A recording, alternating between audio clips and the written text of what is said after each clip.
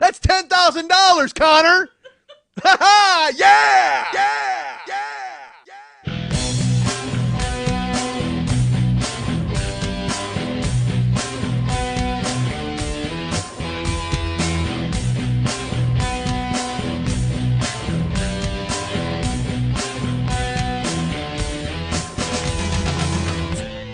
This show is not for sharpshooters. This show is a fucking machine gun. There's no chewy center to this show. It's all hard candy. This show is not a sniper on a fucking roof. This show is a drone taking out a village. Do not invite me into your house because I will come in and I will wreak fucking havoc. Hey, what's happening? Mike Schmidt, 40-Year-Old Boy Podcast. I touched the microphone. It might have made a noise. Did it make a noise? I don't know. Should we start over? Should we do it over? Let's take it over. Hold on. Hey, what's happening? Oh, God damn it, I hit the microphone again. What is wrong with me? I just did it, and I said I wasn't going to do it again, and I tried not to do it. All right, stop. We'll do this again. Are you ready? Shall we take it again? I'll go when you point. I'll go on your point. Hey, what's happening? Mike Schmidt, 40-Year-Old Boy. God, what the hell? Jesus Christ. I don't talk with my hands every week. Why am I doing it now? All right. You know the problem? My voice is kind of gunked up right now. I don't like the way it sounds. My voice sounded really good all day. Let's put it this way, folks. I'll let you in. Let's open a window into the 40-Year-Old Boy Podcast. We'll start it in a second. But this is all pre-show chatter. This is the pre-game. Me and Dan Marino are here in isotoner gloves, and we're going to tell you all about what's going to happen. Because Marino was fired by CBS. He needed a gig. He's here, right, Dan? Still getting used to the podcasting, Dan? We should probably get Dan a microphone, I would think. Although, see how weird is that? Like, is Dan in a soundproof booth? Because I have a microphone. Even if he said yes, then he would have been picked up on my microphone. The illusion has been shattered. Dan Marino is not really here. Because, as you know, he's been kidnapped. And it's going to ruin the Super Bowl. If only there were a detective who specialized in four-legged animals to go and find him. Although, he was a kid. It was the dolphin that was kidnapped, not Marino, right? Or no, Marino was later. The dolphin's kidnapped first. What the fuck are you talking about? I'm talking about the awesome movie Ace Ventura: Pet Detective. Oh, Christ. I don't know why you think that's bad. It's awesome. I couldn't even remember that was the plot line. That is a movie that's, you know what? That movie's like Pulp Fiction in that I saw it and then I kept bringing people to see it because I wanted them to see the revelation that was Jim Carrey in that movie. He's fucking hysterical. There's a scene and look, I'm not telling you anything you don't know because I know if you listen to this podcast, when it's over, you just have Ace Ventura: Pet Detective on a loop at your house. By the way, I don't know how movies work anymore. I really don't. I haven't been in the movies in almost a year. I think Superman was really the last movie I saw. And so but I want to go to the movies. I like the experience, except I don't like any of you people sitting there eating popcorn and talking to me or whatever the fuck. And look, I'm a celebrity. We all know that. Because first of all, I'm an American Airlines Gold level flyer. That just exudes off of me. And you can feel that. You know that's happening. And you know that because at the box office, I flash it for special treatment. I pull out my card and like, bing. I've done that before. I do it all the time because it's so stupid. Jill is so tired of it. We'll go out and then, we went to a pizza place in Milwaukee and this woman was very nice who was helping us. And she's like, we're ordering the food. And I got my wallet. I go, excuse me, I have a question. And I held up my I'm an American Airlines Gold level flyer. Does that carry any weight in this particular establishment or? And the woman's like, I'm sorry, it doesn't. And I'm like, oh, well, that's fine. Thank you. I need to check, and it's important for me to check. And she walks away, and Jill just looks at me, and she goes, here's my favorite part. Oh, dude, this is why Jill's the fucking best. She just looks at me, and she just goes, that's so great. I'm so happy. Because when I'll talk about being an American, because I'll even look at her, and I'll go, I'm an American Airlines Gold level flyer. You do know that, right? And she goes, no, that's so great that you did that you earned that. And she, like, I'm 9 years old. It's like, all she'll do is like, she'll like tousle my hair and she'll be like, oh, good for you, Gold level flyer. And I just smile because I'm so happy. Yay. She thinks it's awesome. Even though she doesn't, she just humors me every time I pull it out wherever we go. And by the way, that phrase did not sound good at all if you go back and listen to it. She just humors me whenever I pull it out everywhere we go. That does not sound good at all. We are still talking about my American Airlines Gold level flyer card, right? Yes, I think we are. Don't think otherwise, folks, because I'll tell you what, if you're sitting there going, oh, damn it, what happened? Stop. We need a boom mic. I can't hit a boom mic. Boom mic will be over my head. We got to hire a boom guy.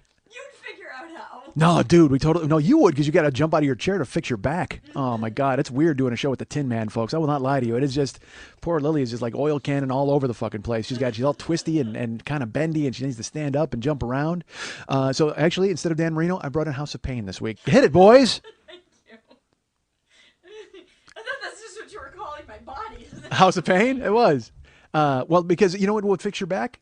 If you packed it up and packed it in. Let me begin. Look, I came to win. Battle me, that's a sin. All right. Punk, you better back up. Look, try to play the role and the whole crew will act up. Get up, stand up. Come on, throw your hands up. This is a good song for you. It's almost like aerobics. Get up, stand up. Come on, throw your hands up. If you've got the feeling, jump up, touch the ceiling. Do that. That would probably help your knee. Yeah, okay. House of Pain specializes in verbal chiropractic. Damn it. Chiropractor. I wanna is say the it again. best word ever. Is it? Yes. All right, then we're sticking around. Don't take that out. Chiropractor. I just invented chiropractic, folks, and I think I invented an alternate pronunciation of it as well because I had trouble getting that out. Like my head hit a fucking speed bump because in my head my brain went because I have a head full of bees. We know this, and you know who else knows this? NBC knows this. Yes, I found they out this do. week. Thank you to all of you who alerted me to that fact. I like literally that night when it was on. For those of you that don't know, there's a television show called Hannibal. Do you watch the show? watch Did you it. see it when it occurred? Yes. And I Okay. went, "Ah!" Just like that. Yeah. I have not seen the clip yet. But I received emails and Twitters from people telling me, hey, do you know that on Hannibal they said head full of bees this week? You are aware of that? And I'm just like, no, because that would mean I would have to acknowledge that happened, and I'm trying not to do that because that just means that somebody took something that was mine, even though they didn't take it. They thought of it or whatever. But the fuck? How is it used? In what context? Oh, I don't remember at this point. Because so much shit happened over the last 2 episodes. It was just. Yeah. Okay. I've heard it's a fantastic show. I've not seen it. It is. Well, it is. Okay. Yeah. I have issues with the show because I am a fan of serial killers, as weird as that sounds. I'm like obsessed by them because I don't understand why they are the way they are. All information I should have had 7 years ago. Well, so yeah. Probably. So when they take a serial killer that was a famous type of thing, and then they fuck with the storyline a little bit, I get angry. Okay. So they took an actual like serial killer No. They took the story of Hannibal, but they're taking and they're monkeying liberties with it. Oh, that's weak. That's not because I mean that's you've got a solid narrative there pretty much. Yeah. This guy cooked Ray Liotta's brain and ate it, and then he put on a weird Panama hat and disappeared into a crowd, and he went to eat that other actor, and then you can't mess with all that. But they are all right. Well, fine. I didn't even see the third one. What was the other one? Hannibal Rises. The third one was. No, the fourth. Is it the fourth one or the third one? The prequel. There was a movie prequel, That was. and they cast some like French dude to be Hannibal. Fuck, what was It's it? Hannibal Rises, I think. I can't remember. Hannibal Rises. Actually, I apologize. That's actually song 4 on side 2 of Physical Graffiti. So, Hannibal Rises. It's just after Achilles' Last Stand. I don't know. I don't know what Jimmy Page stole and put on that album. All right, It so was Attack of the Clones. it may have been Attack of the Clones. Absolutely. I remember when Hannibal Lecter was in the pod race that went on for 45 minutes, See, that's why I'm not liking this series. and his Dr. Jar Jar Chilton, who does enjoy his petty torments. That religious program, you see, when you leave, they'll turn it way up. Dr. Chilton does enjoy his petty torments. I say that.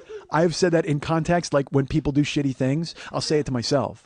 And I'll just go, Dr. Chilton does enjoy his petty torments. Like any stupid, tiny bullshit thing that they do to get under your skin or any passive-aggressive nonsense. And I'm just like, good for you. Like I told the guy at work, there was a dude at work, and he's just like, no matter what I say to this guy, he's done it. No matter what I say to this guy, oh, I do that. I do it all the time. Well, it's just, and again, petty, nonsensical bullshit that you do in a fucking grunt job. And it's like literally 2 monkeys having a conversation about what the fuck to do. Hey, make sure you put soda in the cooler every night. I do. I always do. Well, we wouldn't be having this conversation if you did. You fucking jag off. Put soda in the cooler. You don't need to look good in my eyes. Just put soda in the goddamn cooler. I'm 46 years old and I'm having this fucking conversation. Put soda in the cooler. It's bad enough I'm having a conversation about A&W root beer with any other fucking human being, but just do it. Don't look me in the eyes and tell me you've done it because we wouldn't have this fucking conversation if you'd done it. Listen, it puts the root beer in the basket. If it doesn't put the root beer in the fucking cooler, it gets the hose again. It puts the root beer in the cooler. It does this whenever it's told. Yes, you will, precious. He will get the hose. It was worth that? It was awesome. Fuck you and your I always do that. If you did, we're not having this conversation. If you did, I wouldn't have had a 30-minute conversation with the managers earlier about stuff that we have to do because I'm a driver. You know what? I'm Travis fucking Barbecue. I want to pick up the cunts and the whores and the sluts, and I just want the rain to come and wash all of the sauce off the fucking streets. But instead, I gotta have conversations about soda with other grown-ups. That shit you tell a 9-year-old, hey, make sure you put the root beer in the fridge when you're done with it. That's what you do, because a 9-year-old will just leave it on the fucking countertop and not care. But god damn it, don't look at me and tell me, oh yeah, I do that all the time. I do it. Okay, you're great. Literally, that's what you say. Okay, you're the best. You are the best at everything. Because it's just my favorite thing Howard Stern used to do, always. And I loved it whenever he did it. And he would do it. He didn't do it a lot, but whenever he would do it, it would make me laugh. He would fucking be talking to somebody, and some guy would act like a dumb fuck. Like either a whack pack guy or somebody on the phone or somebody. And Howard Stern would go, yes, you're very controversial. And then he would he would just continue. It was just like the completely, all of your nonsensical bullshit, all of your fucking shouting to the skies just got crumbled up and thrown into the fucking trash by a true bomb thrower. I mean, like, whatever you want to fucking do and you want to be loud and look at me, Howard Stern just dismissed you in 5 words. A true genius of the genre, a true shit stirrer just fucking said, yeah, you're very controversial. I mean, like, literally just dismissed you completely out of hand. That's the equivalent of the French Foreign Legion, like, ripping your stripes off of your fucking shirt and sending you out the gate. That's what Howard Stern just did. You tried to join the fucking French Foreign Legion of jerks, and the true captain, corporal, fucking general jerk walked up, and he ripped the stripes off your shoulder, and then they formed a gauntlet, and you had to walk outside. And you did not even get a helicopter to walk up to the top of and wave. You didn't even get to have a press conference. You go, they were not going to have fucking me to kick around anymore. No. You and Checkers just got to fucking walk into the distance while the sad Hulk music plays. That's about 30 references in 5 seconds. Everybody's like, wait, was Richard Nixon in the Hulk? And who's Checkers? It's a dog. Look it up. And right now someone at home is like, I knew it was a dog. I know. I do it all the time. I knew it's a dog. Oh, shut up. Fuck you. So tired of you people and your nonsense. Whenever I make a joke, 9 guys come in and go, here's my better joke. Okay, good. Yes, you're very funny. It's what Facebook is. It's just, hey, pat me on the head. I'm great too. That's what they should call it. It should be Facebook. I'm great too.com. Here's what I think.com. Is that owned by anybody? Let's fucking look that up. That's what we need to, just to fucking, you know what? I bet there's money in that. I bet if you just had a website where people could just go and like anonymously, that would be unanimously. If they would anonymously, it's not, is it still, it's available? It's the Centennial Hotels and Suites website. Here's what I think.com. The guest feedback administration system. The guest feedback, the GFAS? Yes, the GFAS. I didn't know the GFAS was up and running. I hope the GFAS doesn't go self-aware. Oh my God. They're going to send a guy back in time to kill all the maids. All right. I don't understand the GFAS, but that's fine. They stole my idea. Good for them. They didn't really steal my idea. I understand. They've existed long before me, and they'll be here long after I'm gone. Because they're entrenched on the internet. That's how the internet works. I'm sure out there somewhere bookmeforyourwake.com still exists. I don't know if it does, but if it does, look it up. We let it expire, but what was so weird is we let it expire. We did. But then it was still up like a year later. I don't think I let it expire. I think I renewed it. I don't know. Because someone wrote me once and they're like, is this you? I'm like, yes, it's me. How did you find it? Because here's my favorite thing. I don't know what that guy was looking for that he stumbled into bookmeforyourwake.com. Like, was he looking? Maybe he did a search on Mike Schmidt. Or he was looking for a book about wakes. I mean, like, I couldn't even figure out the combination of Google words that would lead you to bookmeforyourwake.com. But I don't know if it exists. I have no idea. But if it does, bookmeforyourwake.com. No, I think I finally let it expire. Wait, that sounds weird. Bookmeforyourwake.com. That sounded like I was pleading with .com to book me for their wake. Why would I want one of the guys from 30 Rock to hire me for his wake? He's not dead. That guy's totally alive. And he's a character in a television show, so he wouldn't be having a wake. And even if he did, he wouldn't reach out to the real. Like, he would have somebody from 30 Rock eulogize him, I would imagine. And he knows plenty of funny people there at 30 Rock. So why would he have me come to the wake to liven it up? .com, this is flawed thinking on your part. You should talk to Grizz. Go ahead and ask Grizz what he thinks. You two have a powwow. I have no idea what Nobody you're does. talking about. That's the best part. Nobody does. I don't watch 30 Rock, so I honestly don't know what you're talking about. Well, rest assured that it's great. That's hysterical. Sure. I have no reference point for this. You know what's odd? I have that more and more these days. Like I will go online and people will be talking about stuff, and I'm going, I don't know what that is. I really, and I used to be fucking fingers in every pie, and the pulse. I had everything. I knew I could talk, I could converse.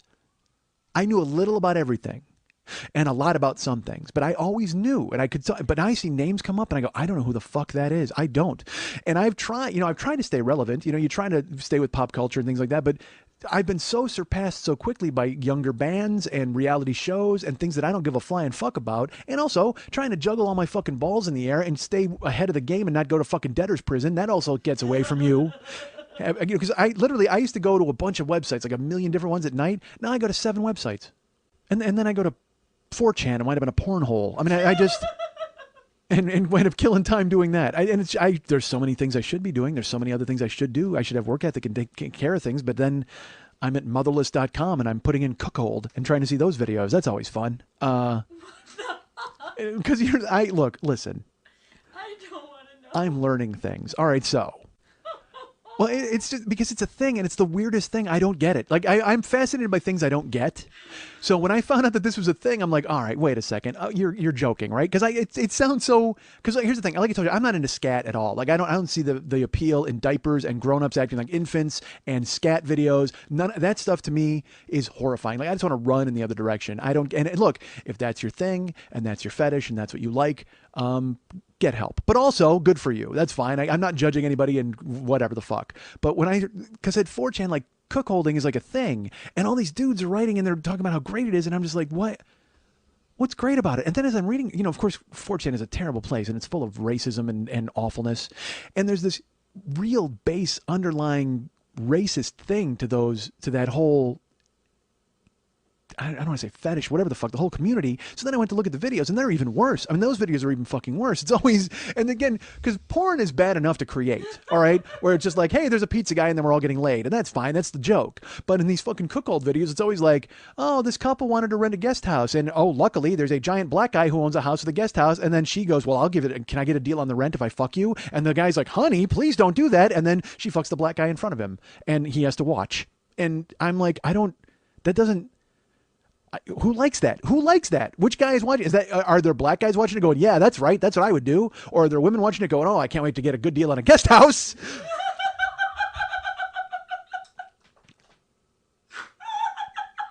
Or are there men watching it going, God, I wish I was the guy fucking the black guy? You know what I mean? Like, I can't, I don't know the pathology behind wanting to be cuckolded. I don't get it.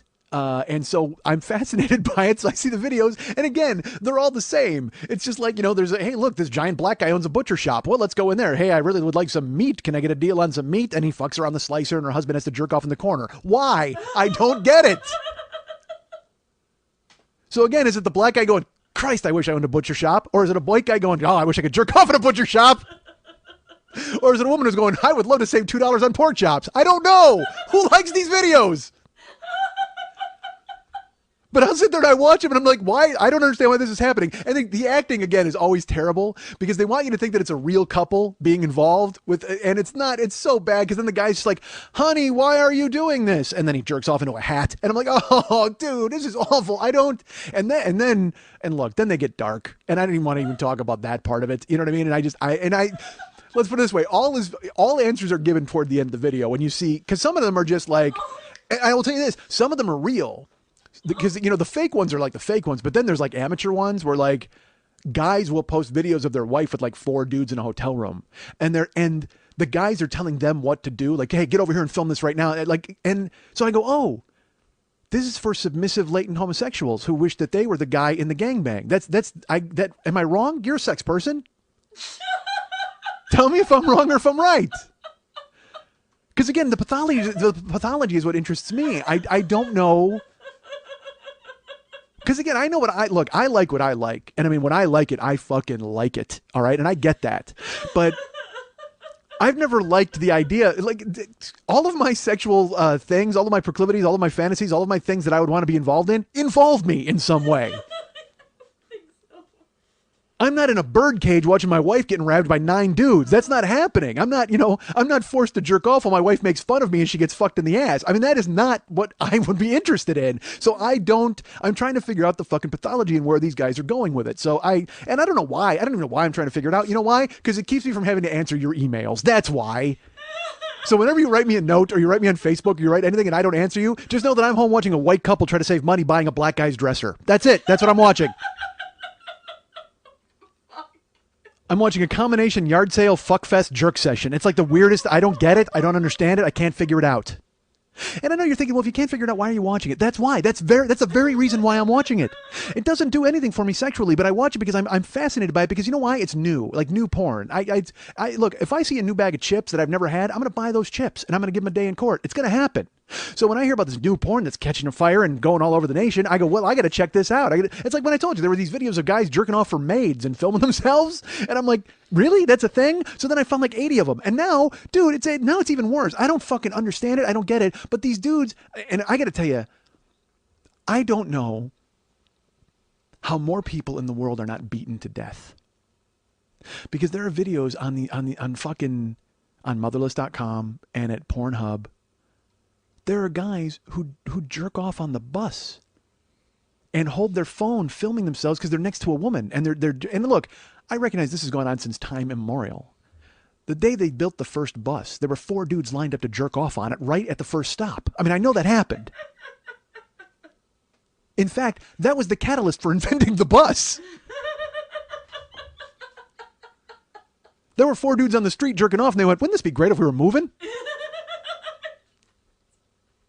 So then they went together and they put together a bus and they pulled up. There were 4 other dudes at the stop. They're like, that's our stop. And they let them on.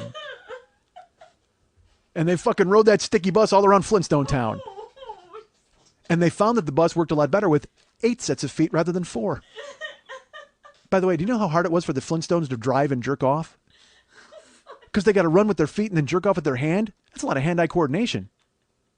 And Barney looks stupid. Barney looks like a guy who couldn't even fucking chew gum and pat his head at the same time. And by the way, who would want to do that ever? I've never understood why that was the barometer. The patting the stomach and the patting the head, or the rubbing the stomach and patting the head. Did that get birthed out of first grade and then became something where everybody's like, oh yeah, you can't do that, and it became a challenge for everyone? It seems like one of those things like from like the Charleston that should have gone out of style. Like, because that's how bored people were before they invented the bus, the jerk off bus. That was the very catalyst for inventing the bus. Listen, folks, I don't care if you like me. I don't care if you don't like me, but you have to respect that line. You have to respect that. You have to. You have to. They invented the bus so they could jerk off while they were moving. God damn it, that's awesome. Dude, I wrote a thing on Facebook the other day, and I'll tell you what, I posted it Saturday, so it got nobody, because you guys are all living your lives, and I got nothing to do, so I posted it, and I actually thought, dude, look, social media is a lie. We all know that, all right? I go on Facebook and I post stuff trying to get people to like it and think that it's funny. I go to Twitter and I can't get any traction. I gain some followers. I don't know. It's gone up in the air. But I post a joke. Sometimes look, let's put it this way. I think everything I post is genius. I very rarely post something I don't like because why the fuck would you do that? That's just stupid. I'm not trying to stick a bunch of shit against the wall. I'm posting stuff because I think it's fucking funny. So I posted one the other day, and look, I'm going to say it here, goddammit, because it deserves a larger audience. Because I posted it on Twitter, and it got nothing. I was so furious. And I posted it on Facebook, and gradually people have liked it. But it goes further down the page when you write jokes or people put other things. I was going to just post this every day. This is how much I liked this joke. And I was going to write in parentheses, I will post this every day until it gets the respect it deserves. I honestly was going to do that. And then, you know what? I've built it up way too much now because when I say it, people are going to go, that's not funny at all. And I'm going to go, yes, of course, you don't think it's funny at all. Haha, yes, you're very controversial. But it's fucking hysterical. Here was the joke I wrote, and I wrote it Saturday. And this is in quotes. All right, and again, the construct works better if you're reading it. But here's the quotes. And it just said, yes, sir, your appetite is more than I knew, but only 2 horsey sauces per customer. End quote. And then at a hyphen, it said, the hard line according to Terrence Trent Arby's. The hard line according to Terrence Trent Arby's.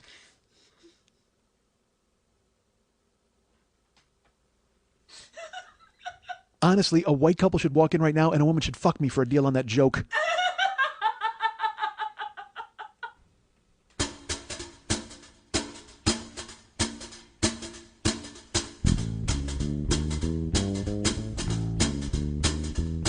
Jazz jagoffs. Jagoffs of jazz. Jazz Jagoffs. Jagoffs of Jazz. Charlie Parker. A Jagoff of Jazz. Sun Ra. A Jagoff of Jazz. Stan Getz. Jazz Jagoff. Jazz Jagoffs. Jagoffs of Jazz. Bop, hard bop, and bebop. It doesn't matter. They're all jagoffs. Jazz jagoffs on the Mike Schmidt Podcasting Network. Pow. We took a break there. God damn it. Really? We need a boom guy. Yes, really. Because apparently I've become Laurel and Hardy. I don't know why that's funny to me to keep fucking like it's just the stupidest. That stupid like where you just kind of well I don't. Well, is the microphone? Is this being? Am I being picked up? Is it? It's just I don't know why that made me laugh this week because that's not my style of humor at all. Like retarded people bumping into shit or anything. But it just for some reason this week it made me laugh. You know why? Because I'm overcompensating because my voice is all ganked. I don't think I sound right to me. We took a break. And I had a granola bar because Lily still has granola bars in her house from December. So I'm like, all right, well, I'm going to eat those. And every time I come here, because, you know, when eating was for the week, they were here and I avoided them. But now I come here and I should tell you, I started a whole new workout program. Did I mention that yet?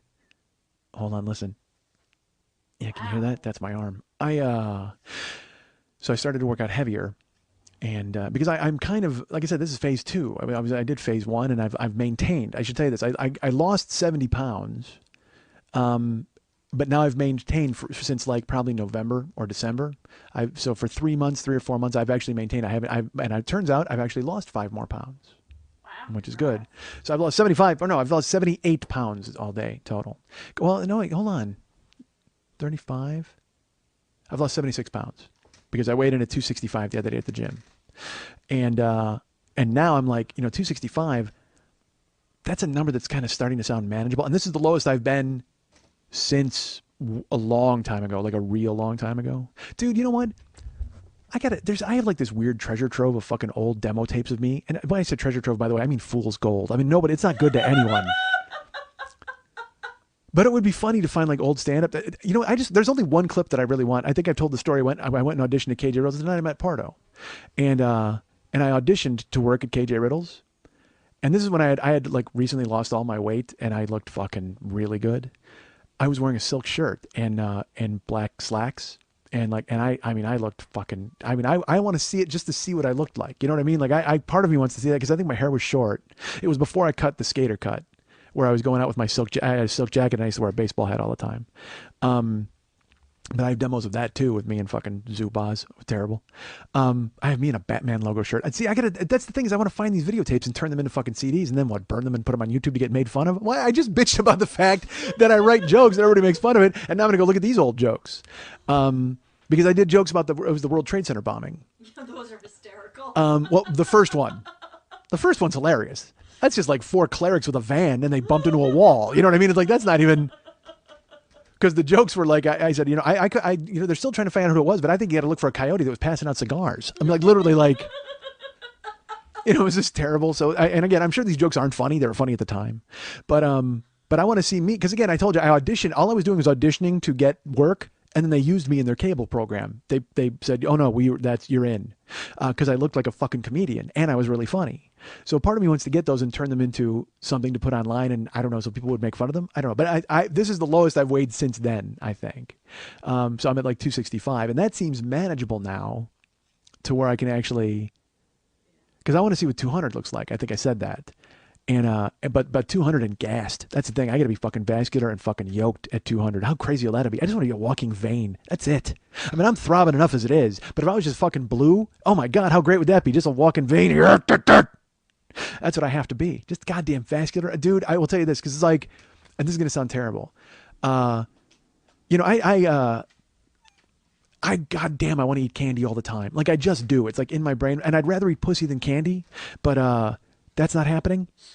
So, you know, for long stretches of time anyway. So it's like I'm trying not to buy candy and just cram it in my face. And it is so bad. It's so Pavlovian now. This is totally true. I see the sign for Ralph's, the grocery store, and I immediately think I got to get chocolate bars. Like, because I was going, all right, I'll cop to this. When I say I was going, I mean as recently as like 2 weeks ago. I would go and I would buy 4 of those giant Hershey bars and just have them in the car when I drove all day, and that was all I'd eat. But I've still lost 5 pounds. As I'm saying, I've lost weight because I'm not eating protein. I'll tell you this too. This is great though. And again, I'm sure you're bored stupid with my fucking workout program and how I'm progressing as a man and as a person. And by the way, man is a strong word because I am not a man. I am clearly not a man. I tease Jill about it all the time. I'm like, I have no idea how this happened because I am absolutely not a man and I don't know why. Because she wants a guy who's gonna like build a fire. Like I can't build a fucking fire. I don't know how to do any of that shit. Because I say it to her all the time. I'm like, I am not a man. And I get that. And I'm doing everything I can to try to change that and do whatever I can to get you to stick around because I know you like men. And I can't possibly be that guy. Because she's, all of her fucking, they all wear orange jumpsuits and they hunt ducks. Like, I can't fucking do any of that nonsense. I can't handle a gun. Dude, I wouldn't know what the fuck to do with a gun. If you gave me a gun, you know what I would do? I would pretend to putt a golf ball and be Johnny Carson. That's all I would do with a gun. Like a big rifle or a shotgun, I'd be like, Doc, and I'd fucking hit a putt. And then the gun would go off and shoot me in the fucking face, and it'd be like a weird black face. I'd look like Coyote had passed out cigars. So, see, you laugh. You would have loved me in 1993. Don't know about that. I got to turn those videotapes into CDs or DVDs, not CDs.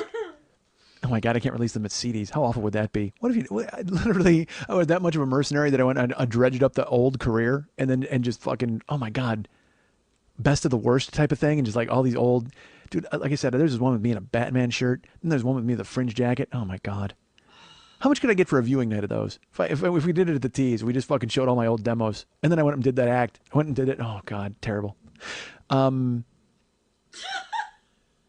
So, you know what? It's funny. My voice is all jacked up. Here, I got to finish that thought because Lily's got the granola bars and I ate them, and now I have a throat full of oats.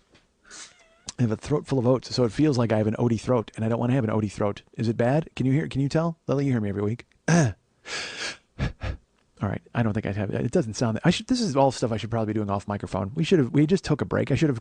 But see, during the break is when I got the oaty throat.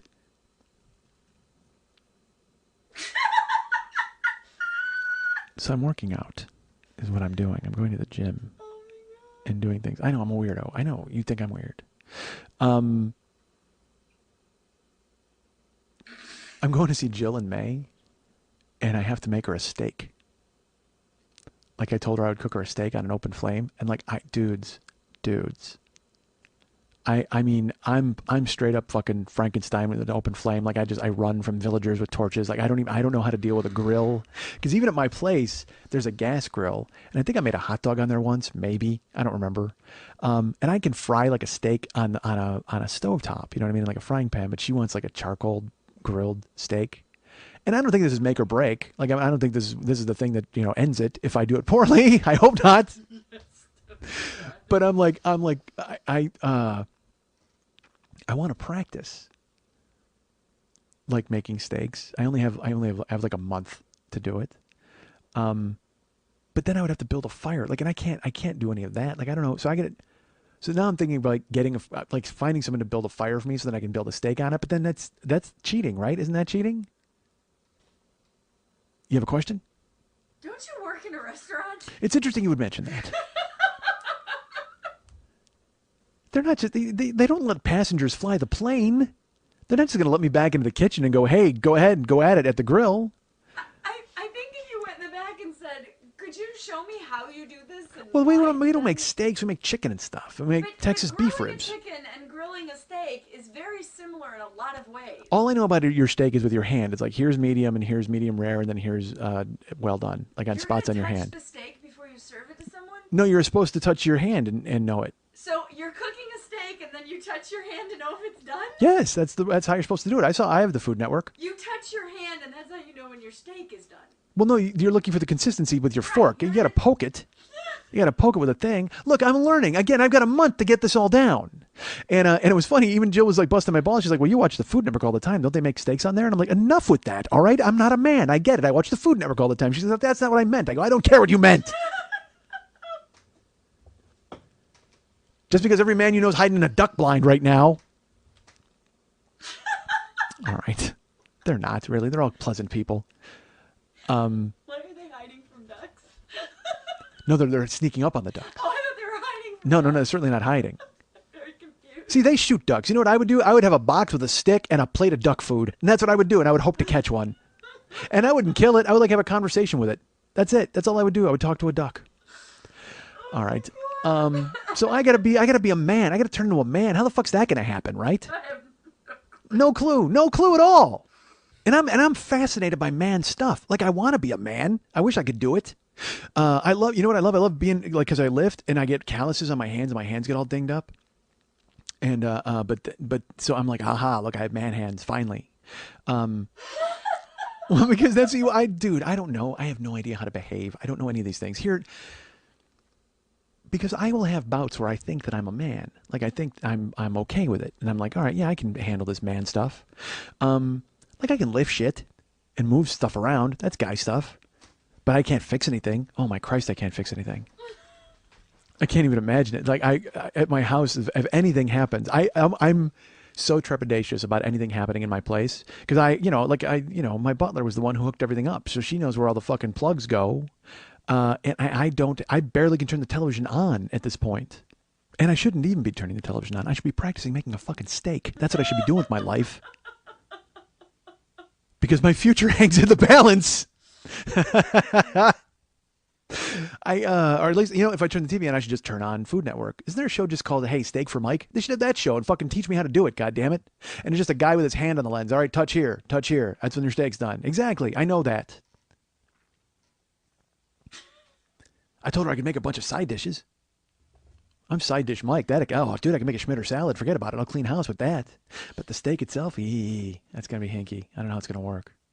I don't fucking know. I guess again, I think I'm a guy. A lot of the time, I think I'm okay. But fuck, dude. You know what brings in a sharp relief that you're not a man? Acting like not a man, and I do it all the goddamn time. I went to work the other day. Look, here's the thing. I'm Travis Barbecue. I don't give a fuck. I'm a mercenary. I go and I bring food to people. Now, here's the way it works usually. I park. I put on my flashers. I forget to put my car in park. And then I have to fucking hit the brake and I put my car back in park. And then I get out and I go up to their door and I knock and they open the door. And here's something I do that freaks people out. We have these services at my work. If you order food and you pay with your credit card, then you have to sign for it, which is fine so that I know who you are. But a lot of people now are paying with their credit card over the phone at these things called Chow Now and Eat 24, which you may have seen advertised. And it's a middleman that essentially puts the order together, and I don't know if they get a slice of it. I don't know how the fuck it works. I don't know if we subscribe to it. I have no clue. All I know is it just fucking, it made my life hell. Because it used to be, a regular transaction. People called in, and they had a credit card, and they had to sign it. But now Eat 24, here's something that's happened. People will pay with cash via Eat 24. So they'll place the order via Eat 24, and then they're supposed to give me cash. Well, the drivers saw Eat 24. We just thought we handed them the fucking food. So like the first week I gave somebody his food, he didn't pay for it. I went back and they're like, hey, like 3 days later, they're like, you owe $40. I'm like, what are you talking about? They said somebody ordered and you didn't get the money. And I'm like, I don't explain it. So we went through and we did all this research and we found out it was an Eat 24, but the guy hadn't paid. And when he took the money for free, he took the food for free when I gave it to him and didn't give him any money because I didn't ask for money. So he was a scumbag basically and fucked me. And the restaurant was like, well, we'll eat it, but you can't let that happen again, which was nice. They're pretty cool about it. But it's happening quite a bit where we have to try to parse this out. So with Eat24 or Chow Now, because I'm an idiot, people have to pay me, or people have paid already online. So I'm supposed to just knock at the door and hand them their food. So what I do is I go and I'll knock on the door, and they open the door, and I go, name, please? And they give me this fucking weird look, like, why the fuck do I have to give you my name? And you don't. I'm not the fucking constabulary, but if I'm going to hand you free fucking food, I need to know that your name matches the name on the goddamn ticket, or I'm just going to get fucking burnt again. I'm not leaving somebody's food with somebody who's not the person. Yeah. So, like, if you ordered food for Lily von Stupp, and I came in and I knocked on the door and it was already paid for, and you went, hey, thanks, and I went, what's your name? You'd have to say Lily von Stupp, and I would go, great, enjoy your dinner, which is exactly what I do. But a lot of times people give me this look like, why should I give you my fucking name? And it's like, dude, this isn't some back road in Brazil. I'm on your doorstop, all right? And I'm obviously clearly from the food house. I have a bag of food from the food house, and I have your name in front of me. And then it turns into a fucking game show. Because then a lot of people will say, I'll go, hey, what's like, all right, so if I came here and say, Funny Eddie ordered some food, and you answer the door, and you're like, I go, name, and you go, Lily, and I go, there's a different name on the ticket. Now there's a speed round involved. So people get all panicky and weird. I'll go, there's a different name on the ticket. And it literally becomes $20,000 pyramid because I'll go, there's a different name on the ticket. And they'll go, Annie? And I'll go, And they'll go, and I'll go, begins with an E? And they'll go, Ernie. And I'll go, absolutely. Enjoy your dinner. And I'll hand them the thing. And then they'll look at me like, why the fuck did you make me just answer 9 questions to get my own dinner? I paid for it already. And then I'll say, it's now become a standard explanation where I'll just go, if somebody pays for something online, I need to make sure that they're the one getting the food because I would hate to give your food to somebody who didn't really own it. And then they just are realizing they're having far too long a conversation with the food guy and they want him off their goddamn porch.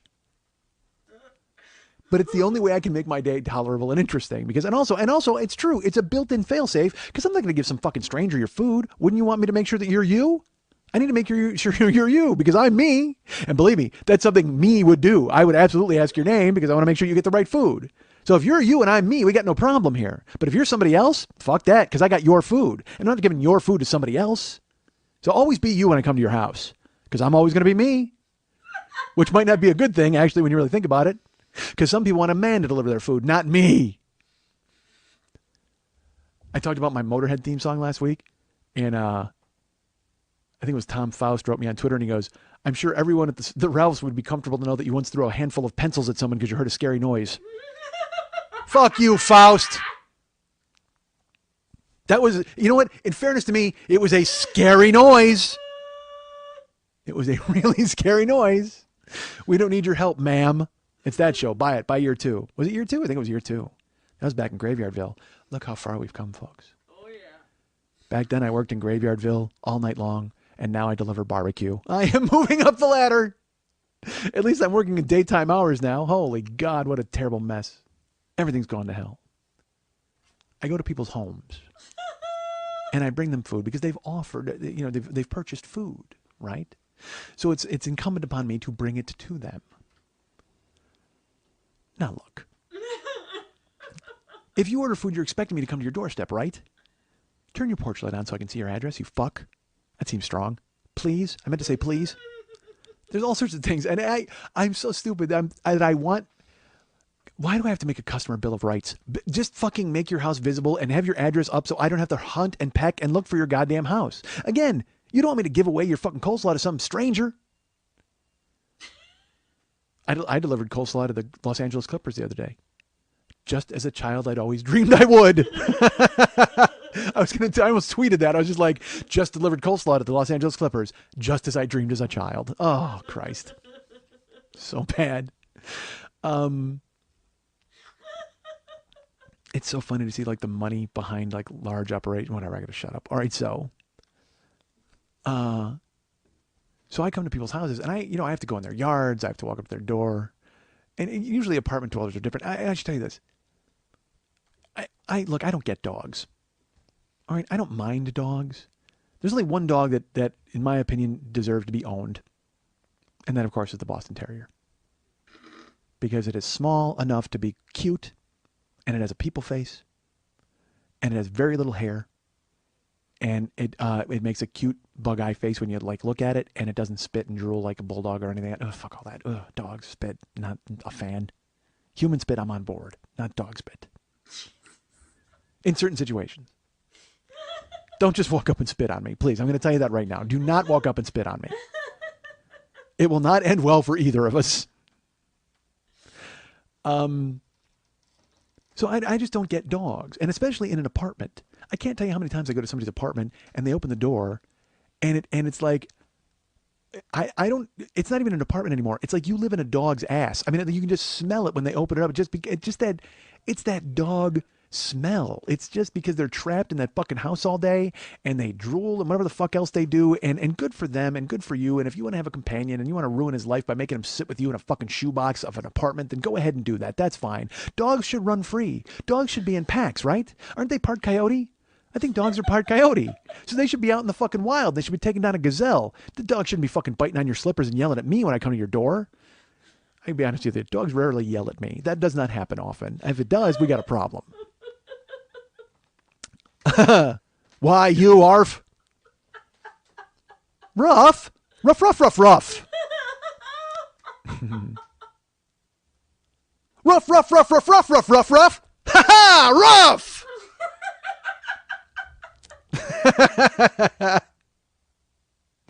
That's for the 40-year-old dog. He's going to tune in. That's the opening of the show for the 40-year-old dog. Which, by the way, is 160 in dog years. That show has been running forever. Oh my God. The 40-year-old dog? Jesus Christ, that dog's more limping than Lily. You think you got a bad hip? Check out the 40-year-old dog. Oh my God, I saw a dog in a little fucking like wheelchair cart and he's driving around the other day. Oh, awesome.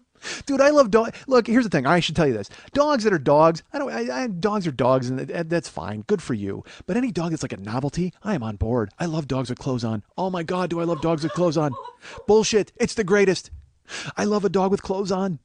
If I go to your house and you have a dog with clothes on, there's a very good chance I will hand you money. I just won't give you money. But you must sign a piece of paper that I carry with me everywhere that says you will buy more outfits for the dog. And text me photos. I love dogs with clothes on. When I see them on the street, and because I'll even say that, I'll stop people. I must look terrible. Again, I will walk up and I go, oh, he's totally got clothes on. Oh, I love dogs with clothes on. And then people give me dirty looks. I'm like, dude, you're the one who shoved them in a goddamn sock and called it a sweater. Why are you fucking mad at me? I love dogs with clothes on. That's the name of the show. What? I love dogs with clothes on. Not Throat Full of Oats? Nope. Oh. All right. What about I Love Dogs with a Throat Full of Oats? No. Okay. I'm giving you alternates. I do. I love dogs with clothes on. Oh my God, they're the best. So wrong. I want to go to a dog clothes shop. Like, where do you buy them? Are they on hangers? Are they on like little hangers? At like up? Oh my God, does your dog have to try clothes on? Do you have to bring him? Does he have a fitting room? Oh my God, how great would it be if a dog had a fitting room? This is awful. No, it isn't. It's the best. Because this is the thing I would want to do with dogs. Dogs are fine and you feed them and you pet them and that's fine. But if you can like make a dog like a little friend and have him do cool stuff, that would be great. Dude, if a dog knew how to play Monopoly, I'd buy one tomorrow. Oh, Jesus.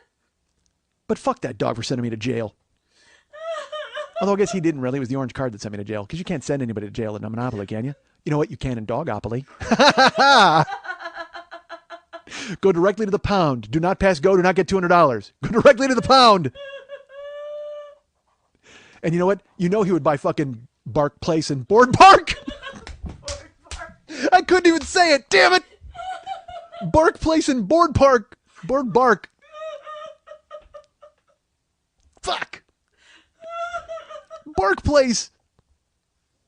This show's awful. That's what it's been reduced to. This is the 6th year, and I just did a Bark Place joke. Although, in fairness to me, if I had written it beforehand, it would be a much worse transgression. The fact that a corny fucking dog bark joke came out of my head, there's a bee carrying it, that's fine. But if I had written it beforehand, then you can yell at me.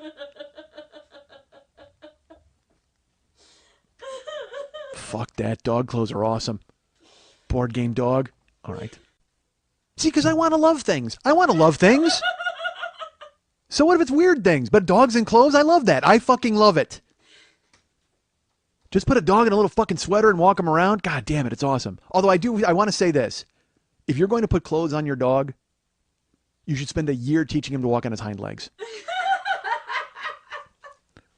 Before you give him a little suit. Oh my God, a dog with a tie on? Oh, dude. Oh, please. Somebody put a tie on your dog and send me a photo of it. Like, no, not even just, but not just a tie. Like, I don't want a fucking naked dog with a tie on. That's freaky and weird. I don't want that. I want a dog with like a fucking, like a suit on. Oh my God, a suit, a dog suit. Dude, all right, I'm going to say this right now. Right now. If you have a Boston Terrier, I will pay to have it made a custom suit. I will pay it. No. He will be the mascot of the show. Like fucking Porky Pig at the end of fucking Looney Tunes. We'll just have him fucking bark on the way out. Who cares? He needs to be in a suit. Because it'll be an elegant bark in a suit. That's why. Let's not bring facts into this. Oh, fuck. If we have a bark closing the show, you know it's a suited up dog. In a custom suit that I paid for. Oh my God, I paid for it. I just want to take a dog to a tailor and make the tailor do all the dumb shit that he has to do with a real guy. I was listening to Dragnet the other day, and they went to fucking interview a perp, and he was getting a suit made. And I'll tell you what, I could have listened to it for 4 hours.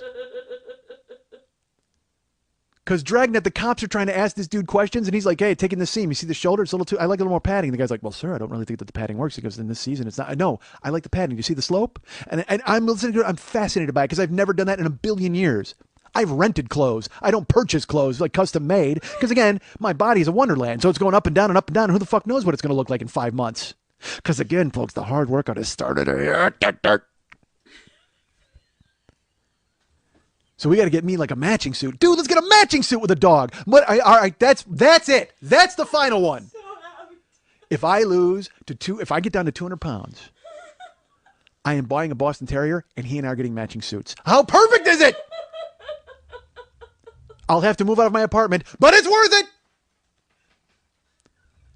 Just because I want to go to the same tailor who's going to do both suits.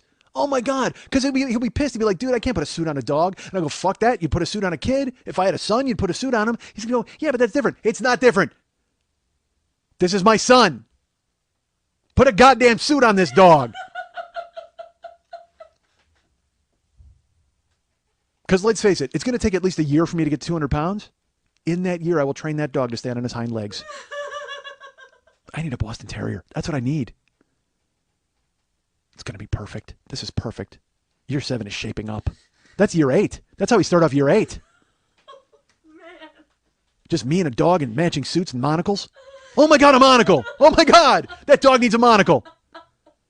Playing Dogopoly together. You can come, Lily. No, I'll pass. No, dude, you totally got to get like clothes that match but aren't a suit. You can't wear a suit. You can go Marlene Dietrich. You want to wear a suit? I wear a great suit. I know you do. See, look at you. You've come on board immediately. Dogs don't. Dogs look great in suits. No, they don't. You know why you say that? Because you've never seen one, but I'm going to get one that's going to look fucking amazing. I've seen the cover of Working Class Hero by Rick Springfield. Dogs do not look good in ties and white shirts. Why did you reveal the end of the show? This was all leading up to anyone who had doubts in their mind to go look at the cover of Working Class Dog. Sorry. You are so far ahead of me. I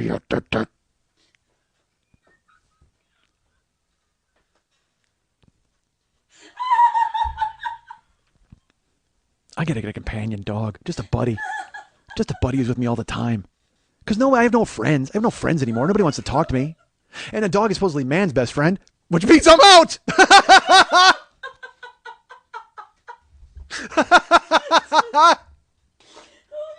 God damn it, I lost him before I had him. Fuck, we were so close. The two of us in suits walking down the street. Ruff, ruff, ruff.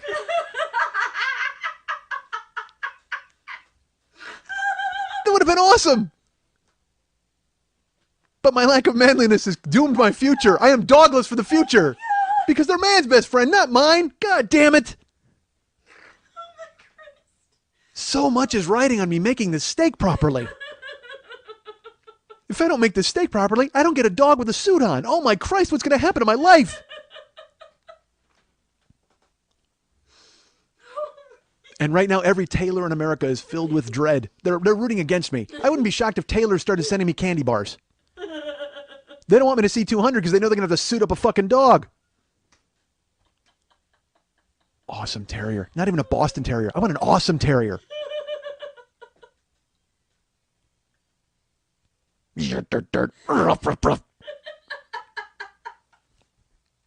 Fucking flexing dog. Hind legs. But a dog tricked out in a full-on suit? Because look, all right, working class dog, I get it. That dog is he's got a shirt and like a tie on. But he doesn't have a cummerbund on. I'll get my dog a cummerbund. I'll get him a fucking, no, dude, a vest. Dude, I'm going to get my dog a vest with a fucking pocket watch. Oh, yeah! You know what? Fuck the matching suits. I want my dog to be as fancy as fuck, and I'm going to be like a butler dog guy. I'll be his valet. He'll be awesome. He'll be totally fancy, and I'll just be a nobody. I love it. It's perfect. Because the two of us together dressed up, that kind of looks funky and weird. But if he's dressed up in a suit, and I'm like behind him with like a shovel and a scoop and a bottle of water and shit, oh my God, it's perfect. And I open like the car door for him, and he jumps in the back seat. And then I start telling him about how this all created in my mind about a year ago when I was sitting with Lily, and he puts the screen up. Come on, you got to listen to me.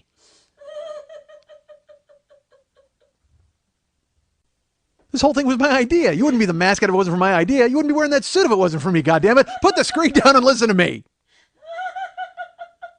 Rough, rough. Hey, I know that tone. Don't use that tone with me.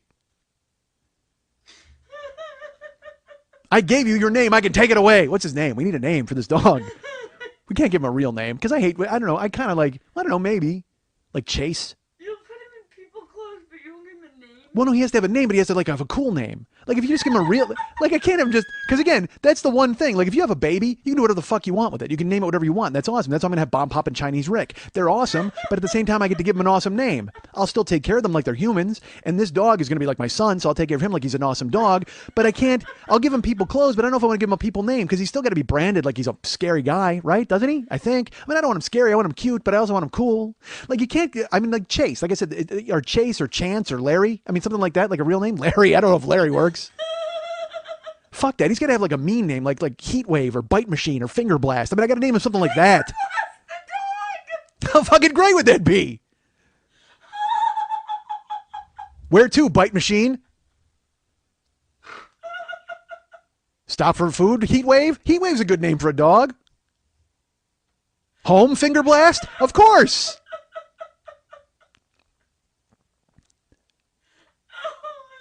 If you take nothing from this show after 6 years,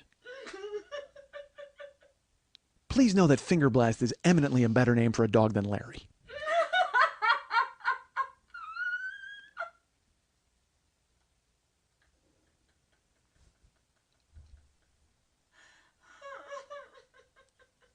Hey, it's Mike Schmidt and his best friend, Finger Blast. All right. What the hell was I talking about before we went ahead and invested in clothes for a dog? God damn it, I love clothes on a dog. Conversely, I don't think I'd care for clothes on a cat. I think if I saw a cat in a jumper, I'd freak out. You can't constrict a cat. Cat needs to move. Cat needs to be slinky. Cat needs to be able to do his cat stuff, right? Cats are like Catherine Zeta-Jones in that movie where she like fucking bent her ass under the lasers and Sean Connery jerked off into a fucking bucket or whatever the fuck he did in the background. I don't know if he did that. I may have seen a different film. Oh, I'm sorry. I'm thinking of Zardoz where Sean Connery jerked off into a bucket in a spaceship or whatever the fuck. It's really tough to narrow down all of the films where Sean Connery jerked off into a bucket. I got to be honest with you. In fact, in real life, just this year at the U.S. Open tennis tournament, Sean Connery was jerking off into a bucket during the men's final. Although these days, I'm not sure he's aware of it. I think he's just sort of now absent-mindedly jerking off into a bucket. Jesus Christ. I have to fill this bucket before sundown. That is a terrible Sean Connery.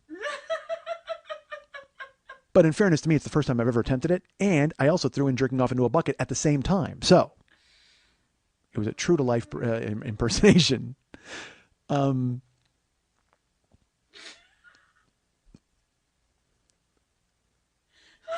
So, I don't think I would like clothes on a cat. Look, that's the bottom line of this entire talk. This entire, I'm exploring my mind. Like I said, I like clothes on a dog. Clothes on a cat, I'm not a fan of. I would like a hat on a bird.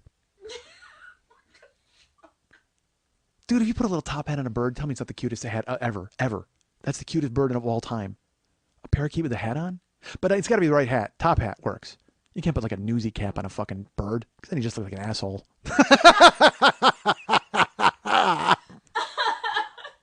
You just look like a know-it-all dick, bird. Take off that newsy hat. Dude, what if you got in a cab and it was a bird? He was just driving you and he had a fucking news cap on. God damn it. Oh, Christ. I feel bad for him because he's coming to this country because we're teaching birds to drive taxis. Oh, Christ, I'm crying. All right. So to recap, I like dogs with clothes on. I don't care for cats with clothes on. And I think a bird with a hat on would be the cutest bird of all time. You can't put clothes on a fish. No, that would be that's too soggy and weird. And again, they do slinky stuff too, like cats. I think that's why cats inherently hate fish. Because fish make all the moves cats make, but they get to do it underwater. And cats are afraid of water. So like a cat sees a fish and he's jealous. He's jealous that he likes water. And they move like cats do. Fish is just an underwater cat. But less finicky and more reliant on you to feed it. Well, I guess a cat's relying on you to feed it too. Try not feeding your cat. I'll bet it'll find something to eat. Try not feeding your fish. Yeah, guess what? You got a busy toilet in about 4 days. Because you're just fucking throwing fish down there like tolls at a toll booth. That's how you get rid of fish, right? I mean, you can't do anything else with them. You know, you do feed them to your cat. All right. This is a lot of pet talk. This is a lot of animal talk. I usually don't do this, but there's a reason. There's a point to it. There's no point to it at all. If there's a point to this, I'm going to be very worried. Honestly, if I somehow come to some revelatory point about cats and underwater fish and all that bullshit, Jesus Christ, we got a problem.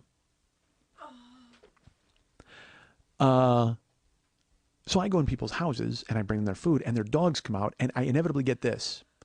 Oh, he's nice. And I never know if they're telling me that the dog is nice or if they're telling the dog that I'm nice and he shouldn't murder me. I can't figure it out because the dog will come sniffing around and I have a standard answer. Whenever a dog comes out, it'll start barking and I just go, oh, well, I have a bag of meat. Of course he's going to come out. And they go, ha ha ha, right? Of course. And then they sign and they give me an under tip and I leave. I went to Hollywood one time. I was delivering in Hollywood and I knock on the door and this always happens. I'll walk up to the door and you might hear rat, rat, rat, like a ratty thing, or then you hear the whoa, whoa, whoa, like the really bassy one. I heard a really bassy one and I was like, nah, fuck. Now I should tell you this, I'm not afraid of dogs. I don't mind them and I actually, I went to a guy's, all right, I'll tell you this story. I went to this guy's house, one of my first deliveries ever. It's a miracle I still have this job. I knocked on this guy's door and I just heard wooden floor. I heard the like the dog feet or whatever, which you will not hear if I have my dog because he'll be wearing shoes. Unless you put taps on him. Oh my God, teach him to tap dance?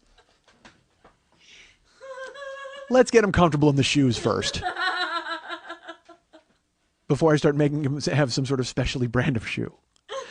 But yeah, dude, but how freaky would that be if you knocked on the door and you heard like actual like human feet, but like 4 of them, and then you open it up and like, oh, there's a dog with fucking wingtips on. Awesome. You know who does not care for the term wingtips? Bird with a hat on.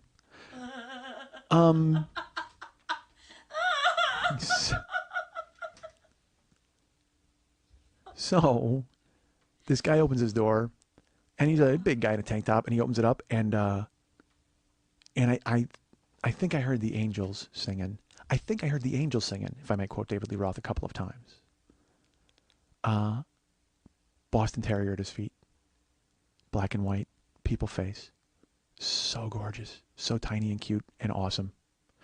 And I looked at it like looking at a hot girl. I'm not even joking because the guy opened the door and I was like, hey, hi. Oh, and I like, whoa, I looked down and I'm staring at the dog and the dog, he's just looking up at me and he's so friendly and happy and nice. And the guy goes,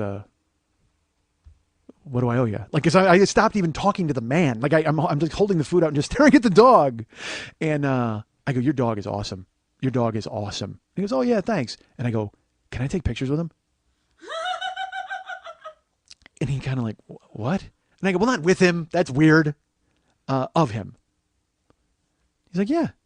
So I gave him his food and he signed this receipt and he turns around and he goes, Bruno. His dog was named Bruno. He goes, Bruno.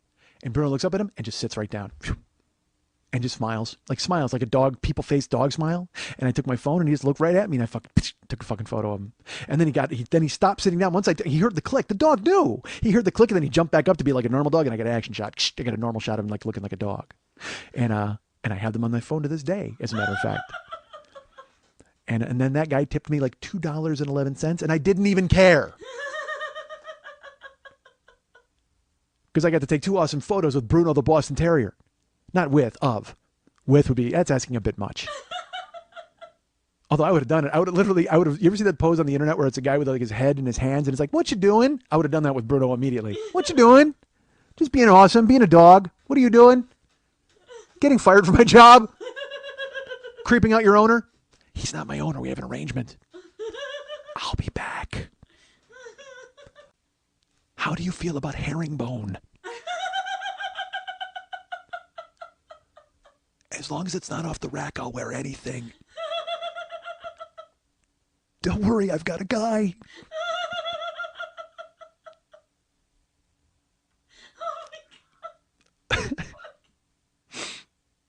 So I still have those photos on my phone. I went to I went to a place in Hollywood and I heard the fucking bassy. This was a house too, by the way, not an apartment. Bruno lived in an apartment, but this was a house I went to.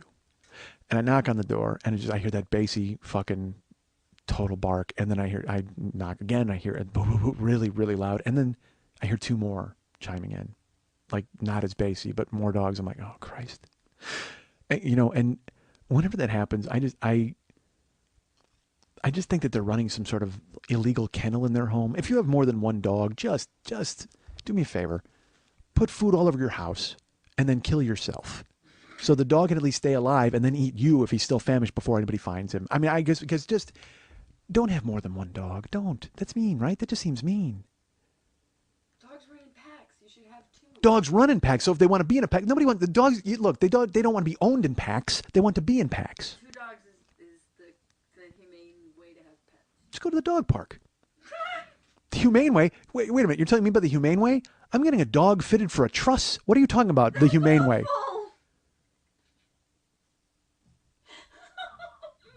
But think about it, dude. Because you know what the cutest part about that suit will be? I'll have to button his shirt. Oh, I can't imagine a more cute thing than me buttoning a dog's shirt up. Oh, think about it. That's the cutest thing of all time. Because he's naked first. He's in his like regular nakedness. And then I'm like, dude, come on, we're going out. And he knows. So he gets up on his hind legs and he fucking sashays over. And I fucking hold his pants open and he jumps in them and he puts one leg at a time. Because look, he's going to put his pants on one leg at a time. He's no better than us. You, me, you cut us, we all bleed red. Oh my God. Finger Blast is going to bleed red. We're heading out, Finger Blast. I hold the fucking pants up. He fucking one leg at a time. I got to snap his little pants. Oh, awesome. And then I put the shirt on him and I have to button his little shirt and then tuck it into his pants. Oh, dude, I have to do this. And then he turns around and I hold his coat for him. He has to fucking put his paw in. Shunk, shunk. Bark, bark, bark. Put his monocle in.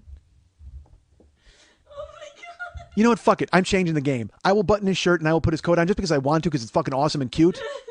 But I also want him to do for himself. Dude, the second I buy Finger Blast, I'm going to a year teaching him to walk on his fucking hind legs, but also I'm making an appointment. I'm giving him thumbs. I'm changing the fucking game for Finger Blast. He'll be the king. Oh, Thumb Blast. Where do we go with Thumb Blast? Thumb Blast, that's not fun for anybody. And besides, Finger Blast implies that the thumb is involved. We all know that, correct? Oh my God. If you're doing it properly, the thumb is involved in a Finger Blast. Anyway, so. You can think of nothing cuter than me buttoning a dog's shirt. I guarantee it right now. The smile on my face, you would have to pry it off with a crowbar. Buttoning a dog's shirt and then tucking the shirt into his little pants. Awesome. Yeah, I'm a man.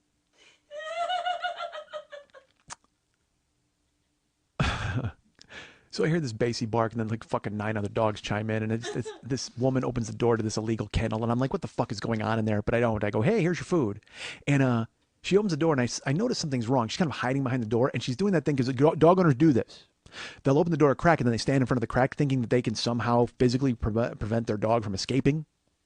So she blocks it and she's tiny. This woman, I should say, she looked like fucking... If someone made a scarecrow out of Laura Dern, that's what this woman looked like. Just like haggard and thin and straw-like hair, but also kind of like pretty face. Really, a scarecrow to look like Laura Dern would just look like Laura Dern when you think about it. Now that I think about it. So that's sort of what she looked like. All right, she looked like Laura Dern, but haggard. You know what she looked like? Laura Dern who has to take care of 8 fucking dogs. That's what she looks like. So she opens the door kind of a crack, and I go, well, look, I need a signature. And she's like, oh, okay. And she opens the door more, and I notice she's on crutches. And her foot comes out from behind the door, and she's got a full fucking, one of those air knee casts, like when you fuck your whole leg up. You know what I'm talking about. You probably had to wear one. You're probably wearing one this very moment. From her knee all the way down to her foot. Like her leg is immobilized. It's perfectly straight. And so she opens the door, and she's like, all right, can you hold this? And she kind of has a crutch, and she's got to lean on the door jamb. And meanwhile, I keep hearing the barking, and I hear the click, click, click on the fucking wooden doors, or the wooden floors. And so I'm like, yeah, okay. And I'm, my car is my flashers are on. I'm in the street, luckily in park. And so I tear off the thing to give her the receipt, and I go, Do you have the card handy? Because we have to see the card now. Here's why. Because people are ordering food. This happened. We had a rash of it last summer, I suppose. People order food, and then they would sign for it, and then they'd call up their credit card company and go, I never got that. I never ordered that. Because people are terrific. So now they've added a step where I have to see somebody's card and have to make an imprint of it on the receipt. And I have people who refuse.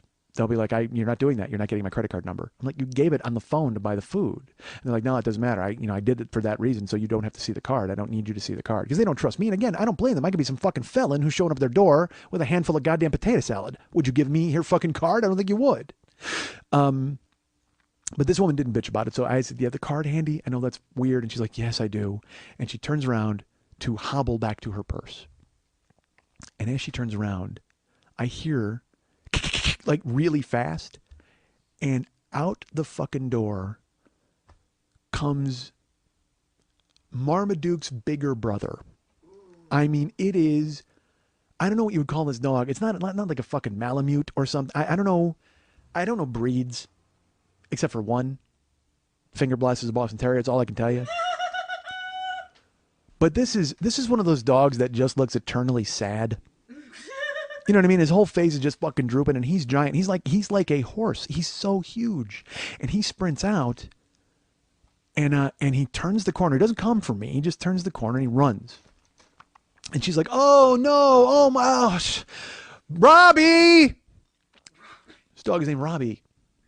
And she walks out and she's like, Robbie, Robbie. And she kind of hobbles to the door and she's screaming for Robbie to come back. She starts screaming at Robbie to come back. And then two other dogs come running outside after Robbie. But the difference is Robbie is running all over the neighborhood. These two dogs run outside and it's like they run outside and then they're like, it's almost like convicts who broke out of jail and they get outside of the jail and they go, what the fuck do we do now? We're in jail clothes. We have no fucking idea where we're supposed to go. So these two burst out of the house and they're in the driveway, and one of them is a poodle and one of them is not a Jack Russell, but it just looks like a terrier, but it just looks like a dog. You know, some dogs just look like dogs. This looks just like a dog. And it's out there. It's a poodle, and they're both infinitely smaller than fucking Robbie. So if there was a cartoon, they would be the fast-talking, yappy ones, and Robbie would be the muscle. You know what I mean? Robbie would have a sweater on and a bowler hat, and he would fucking punch a cat in the face. But the other two are calling the shots. So they run outside, but then they get into the driveway, and then they literally just frolic. They just like jump up and down, and they're frolicking, and they're not moving. And then she's just like, Robbie! And then she looks at those two dogs. She doesn't use their names. She goes, you stay here. Of course, because they're going to listen to you immediately. I can't believe the three of them haven't eaten you now that you're lame. You know what I mean? Once they saw you had a bad leg, I'm sure they wanted to push you down and go right for your jugular and fucking finish you off, Laura Dern Scarecrow. So she hobbles outside with the air cast, and she tells those two, don't go anywhere. And she's just yelling for Robbie. And Robbie is running in circles, and he's running out, and he's barking at everyone he sees. He runs right up to them, and he barks really heavily, loudly, and then he runs away. He doesn't bite anybody, but he's clearly out of control. And she's just standing there with her crutches going, Robbie, get back in here, Robbie. Come on, Robbie. And I'm standing there, and I'm waiting for her to just sign my receipt so I can get the fuck out of there. So I recognize that she's not paying any attention to me because she's got a menagerie to fucking corral and bring back into her fucking house, and she can't even walk. So I'm like, well, I gotta fucking be proactive here. So I figure I'm just gonna fucking gank Robbie. I mean, he's finished. I'm gonna shank him and drag him back into the fucking house. His lifeless body, whatever the fuck I gotta do. So because I'm dumb, and this is last year. This is before fucking workout Mike. This is still fat, panting Mike. I start chasing Robbie. Like a dumb fuck, like a Disney movie, like Flubber. Like I'm running and zigging, and Robbie is zagging, and I'm trying to pin him and catch him, and I'm running. I'm like, I look like Rocky trying to catch the chicken. Like it's that fucking bad. And this woman is just like, she's now a pale Burgess Meredith. I can tell you that right now, because she's just yelling at Robbie and not yelling at me to fucking catch him, Rock. And I'm trying to catch Robbie, and then like a guy across the street just starts fucking laughing, like cracking up, and then I see him laugh, and I know he's not laughing at me, but then I go, yeah, he's fucking laughing at you because you just got involved in this fucking weird quest. You're all of a sudden Dr. Doolittle. So I stopped running and I looked at her and I go, you got to sign this and I got to get out of here. I can't. And when I turn around to go up to her, I hear Robbie coming, and he runs in and he just smashes into me. Like his whole body into my back, my legs and stuff. And he's big. I mean, it's a jolt. I don't fall down, but I jump forward and she's like, Robbie, I told you not to do that. So Robbie apparently has been smashing his head into everybody like Zach Lavoie in fucking Parenthood for the whole time she's owned him. And I wanted to look at her and go, so you've told him before not to do that? Do you realize now he's a fucking dog? And has no concept of what you're saying. But right at my feet is a counter to that argument because the other two haven't gone anywhere just like she told them not to. So maybe she's some kind of weird fucking Caesar whisperer. I got fucking no idea. All I know is just give me my fucking signature and get the fuck out of here. And she's hobbling and she's trying to catch the dog. And I'm not kidding. This goes on for 8 minutes. 8 minutes. I knew it because of the digital clock on my fucking car. And finally, she doesn't get Robbie. And I go, ma'am, you've got to just sign this. You have to sign this. I have to go. And she's like, kind of hobbles over. And she's yelling, Robbie, Robbie. And she goes, do you have a pen? And I go, yes, here. And I go to get my pen. It's gone. I have no pen. He fucking knocked it out of my pocket when he smashed into me. I turn around, it's on the driveway. So I got to go grab it. I open the cab and I fucking walk over and she scrawls, Robbie. She doesn't even, I think she wrote Robbie on the goddamn receipt. I just ran. I got in my car. And as I started my car, of course, Robbie, then he comes up and he starts barking really heavy mean at my window. And I just fucking drove the fuck off. That was like my first interaction with a dog. And in my head, I go, is it going to be like this all the fucking time? I can't deal with this. But it hasn't been. Usually dogs are cute or cool or they're nice. And the owner's always like, oh, don't worry about the dog. And I go, I'm really not worried about your dog. I'm not. Because, you know, if your dog acts the fool, I will murder your fucking dog. And I know that sounds awful and terrible, but it doesn't make it any less true. If your dog comes for me, there's going to be a fucking reckoning.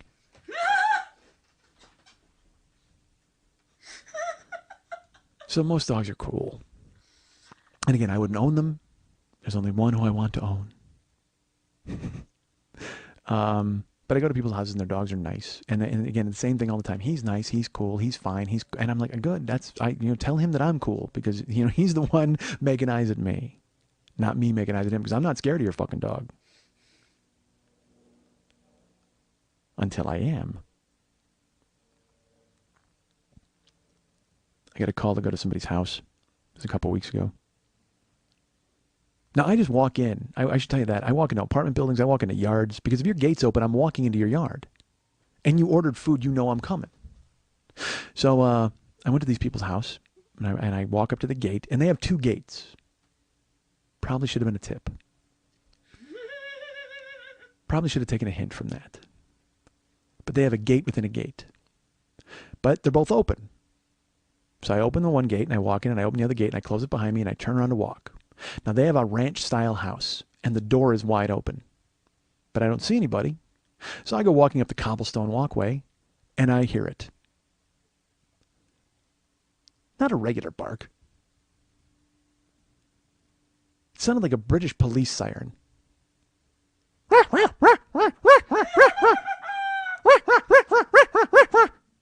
And I'm like, oh, fuck. And it sounds little, so I'm not worried about it. So I take a couple more steps, and then I hear the skittering.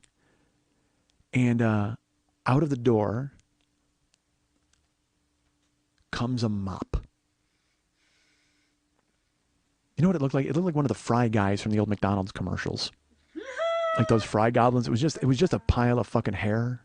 It looked like a Roomba with a fucking coat on. I mean, it just came bursting out. And I was like, oh, fuck, great. Here comes a rat. What I didn't realize was he was just a scout. Oh, no.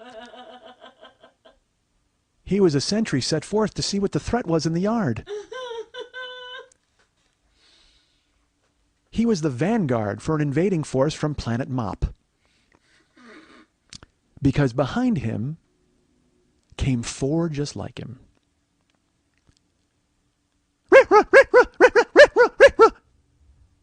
5 Lhasa Apsos. I can't even see their eyes. I can't even look into their eyes and see if they fear me. I can't even look into their eyes and tell them, hey, I'm not scared of you. I can't even look into their eyes and say, I'm a friend. I have a bag of meat.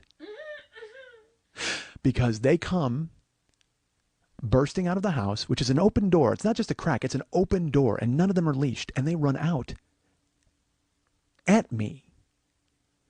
Not just to keep me off the porch. They come at me.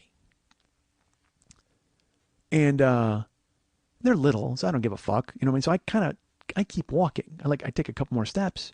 And they flank into a battle station formation. One of them's in front of me, 2 of them on my right, and 2 of them flank me on my left. And they are... and they're barking and they're coming closer. They're not running, they're walking, and you know what they're doing? They're hurting me. Trying to get me into a spot. Like they won't let me go right or left. That's what the two on either side were for. And the one in front is trying to keep me from the door. Like they've clearly waited for this moment their entire lives.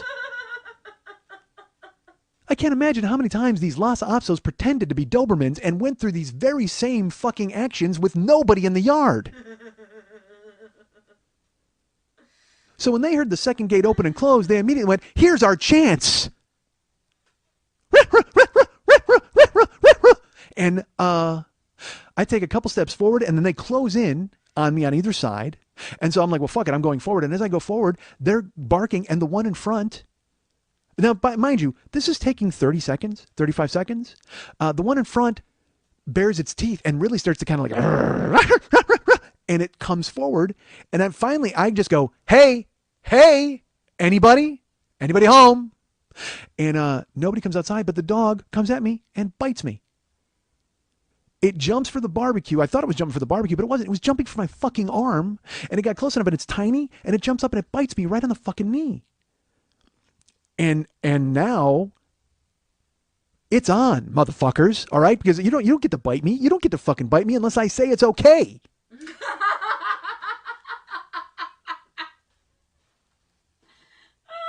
I mean, yeah, words out, I like that sort of thing, but you and I just fucking met. So he jumps up and bites me on the knee, and I just fucking yell. I go, get out here! And a woman comes out, and I moved forward at the dog after it bit me, because I was so shocked that it did, because they never do. They're always just around me or barking, and I'm whatever the fuck. But when it bit my knee, and I fucking went forward for it. I was like, fuck, this dog dies. This dog fucking dies. I'm dropping off a bag of barbecue, and I'm leaving with a bag of dog. Fuck this. You know what? Just for insult to injury, I will cook that fucking thing and re-deliver it to you, motherfucker.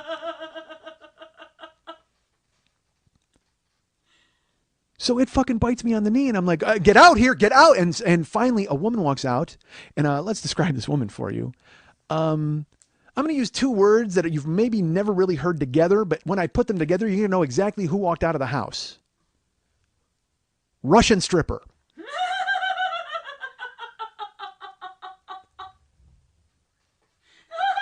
In a tiny robe with gigantic tits and a tattoo of a dragon from her knee all the way up her thigh that disappeared into the robe. And glasses and hair piled up on top of her head and clearly naked under the robe. Like, I mean, everything was moving and jiggling in place. And she walks out and she looks at me and goes, calm down. And I clearly you're talking to the 5 reckless animals in your yard, right? Because you're not talking to me. You're not telling me to calm down. She goes, I am here.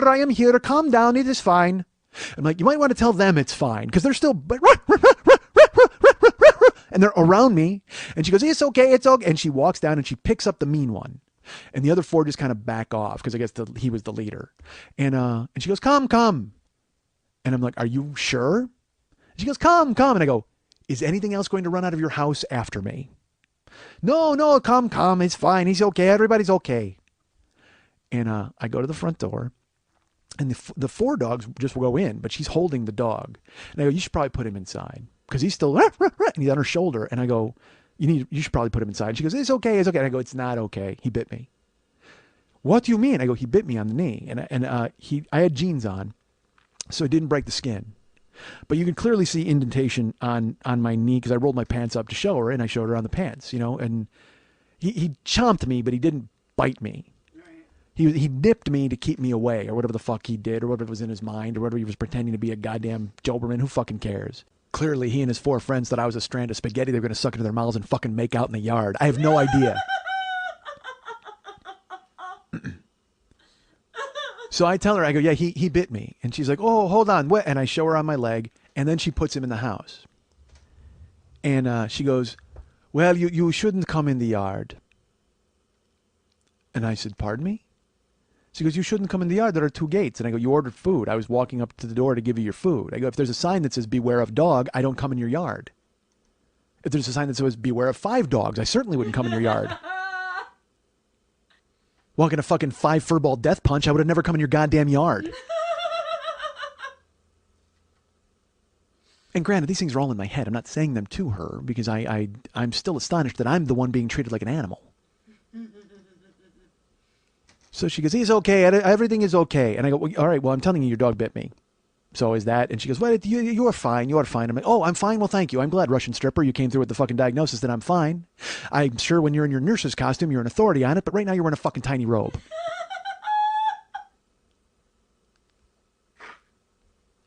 Do me a favor. Pay for your food so you can go to the main stage and make more money. Oh my god. So out of the house, I hear like a fucking Russian guy, and he starts talking in Russian to her. Whatever the fuck. That was, by the way, my invitation of a Russian guy. He may not have been Russian. He may have been pinned down and they were eating out his fucking jugular. I have no idea. But then she says, he says you should knock. You should not. We tell them to call. I go, nobody told me to call. I'm bringing your food. She goes, well, next time you call. I go, well, next time maybe you tell us there's 5 fucking dogs. And that I did say. Because I'm tired of now being scolded. And she pulls out a Travolta Pulp Fiction wad of cash. Singles and fives, of course. And with some 50s and 100s thrown in. And she starts sorting through. And she says, how much is it? And I tell her it's $58.71. And she gives me $60. Thank you.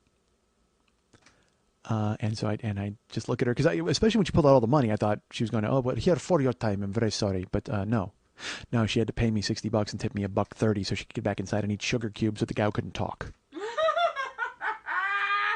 So I just took the money and I fucking walked out, and I went back to work, and I told him, I go, dude, I'm just letting you know this. It's the same warning I gave when I was a bouncer. I was bouncing one time, and I think I've told this story on here. I had to a million times. It was punk night. And they had me assigned at the stage, and the first band started gobbing on the crowd, spitting, and the crowd started spitting back. And I walked off the stage, around to the crowd, all the way to the front where my boss was, and I said, listen to me, they're spitting at the stage. He goes, yeah, they can't do that. I go, okay, well, you tell the crowd of people they can't spit. And he goes, well, just, go up there, it's fine, it's just the first band, we'll tell the other bands. I go, listen to me, I'm telling you this right now. If anyone spits on me, I will not stop punching them until I'm dead. Just so you know that. He goes, well, you got to calm down. I go, no, I don't. If anybody spits on me, they are getting fucking murdered. That's not me. I will fucking kill everyone and walk out of here. And he's just like, all right, well, we'll reassign you to the back. Like he panicked because I was not, that's not a threat. I mean, I'm not tough. I'm not that guy, but I will, if you do that, because that is the most vile fucking thing. Because I had a guy at the House of Blues who spit in my face at Judas Priest, and I couldn't go over the barricade after him. I wanted to desperately, but I found him. So I told my boss, so literally I went back to my work and I said, I got bit by a dog. He's like, well, what happened? I explained everything. He's like, yeah, if there's no sign, it's really rough. And I go, it is really rough. And I go, but I'm telling you right now that if it ever comes to me and a dog, I will kill the dog. And he laughed. And I said, okay. And he's like, well, no, you're not serious. I go, I will really hurt that dog until somebody comes and takes it away or something happens. And he goes, well, you can't do that. And I go, well, dog can't bite me. And he's like, well, okay, but you got to be careful. And I go, so do they. If I have to start wearing a sign that says beware of Mike, I will.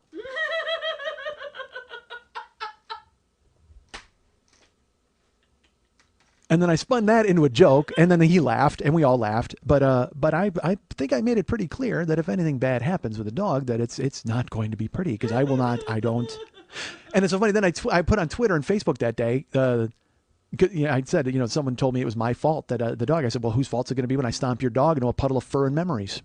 And then of course I've got people who wrote me and they're like, it's not the dog's fault. It's not it's the owner's fault. I'm like, but the owner's not the one hanging off my fucking leg. So that's whose neck I can reach, and that's whose neck I will twist and snap. Which is my favorite Beatles song and my favorite way to kill a dog.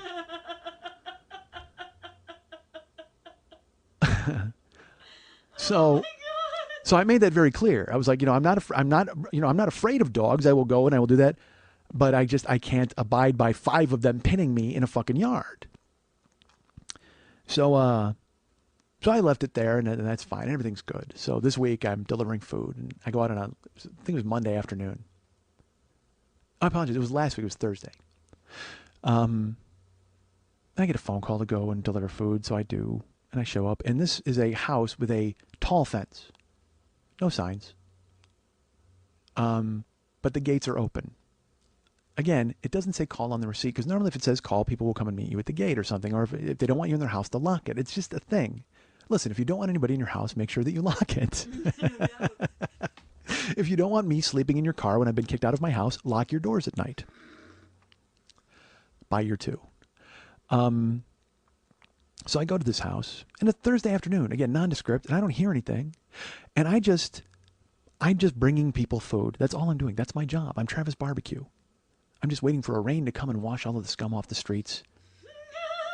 And when they do, there'll just be a thin residue of fucking barbecue sauce left behind.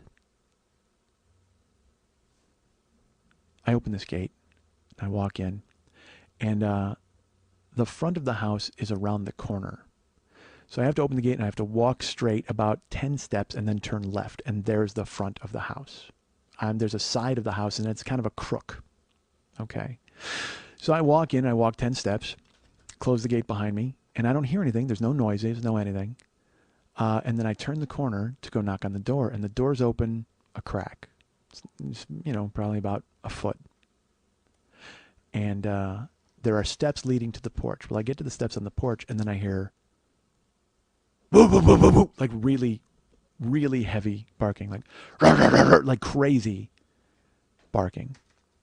And so I stop, because I don't know what it is. And now I'm in an enclosed yard, so the gate is closed behind me, and the fence is really tall. And I'm 12 steps into the yard now. I'm not close to the gate. I hear the really heavy bark, and I freeze in my tracks, and I'm like, well, whatever. Because usually that happens, and then the owner comes out and goes, hi, he's nice. Before I even see the dog, the owner will say, he's nice, he's okay, we're good. Oh, he just doesn't like strangers. Neither do I, but you don't see me fucking biting him. So I hear the bassy fucking bark, and I kind of stop before I get on the steps for the porch. And it stops. So then I take a step. I get 1 foot on the porch, on the step. There's 3 steps leading to the porch. I get my foot on the first step, and I put my weight on it to come up. And the door gets flicked open. Like, how your dog will put its head in it and flick it open? It flicks it open, and it's a fucking German Shepherd. It's not small. It has no collar that I can see. Like, 'cause I don't know. It just happened so quick. I apologize. No leash. I just see it flick its head on the door, and I have all my weight's on the first step, and I'm in mid-step to the second one, and it comes bursting out of the door. Like, it's not walking. It's just like, roar, roar, roar, roar, roar, and it flicks the door open, and it comes charging for me. It has an agenda. The second I got on the porch, it came for me. So, again, I'm still used to people coming out and going, he's fine, or he's nice, or stop, but nobody, just dog. No human, just dog. And I freeze, and it comes down off the porch. It takes like 5 steps, and it comes right at me, right fucking at me. And so I backpedal.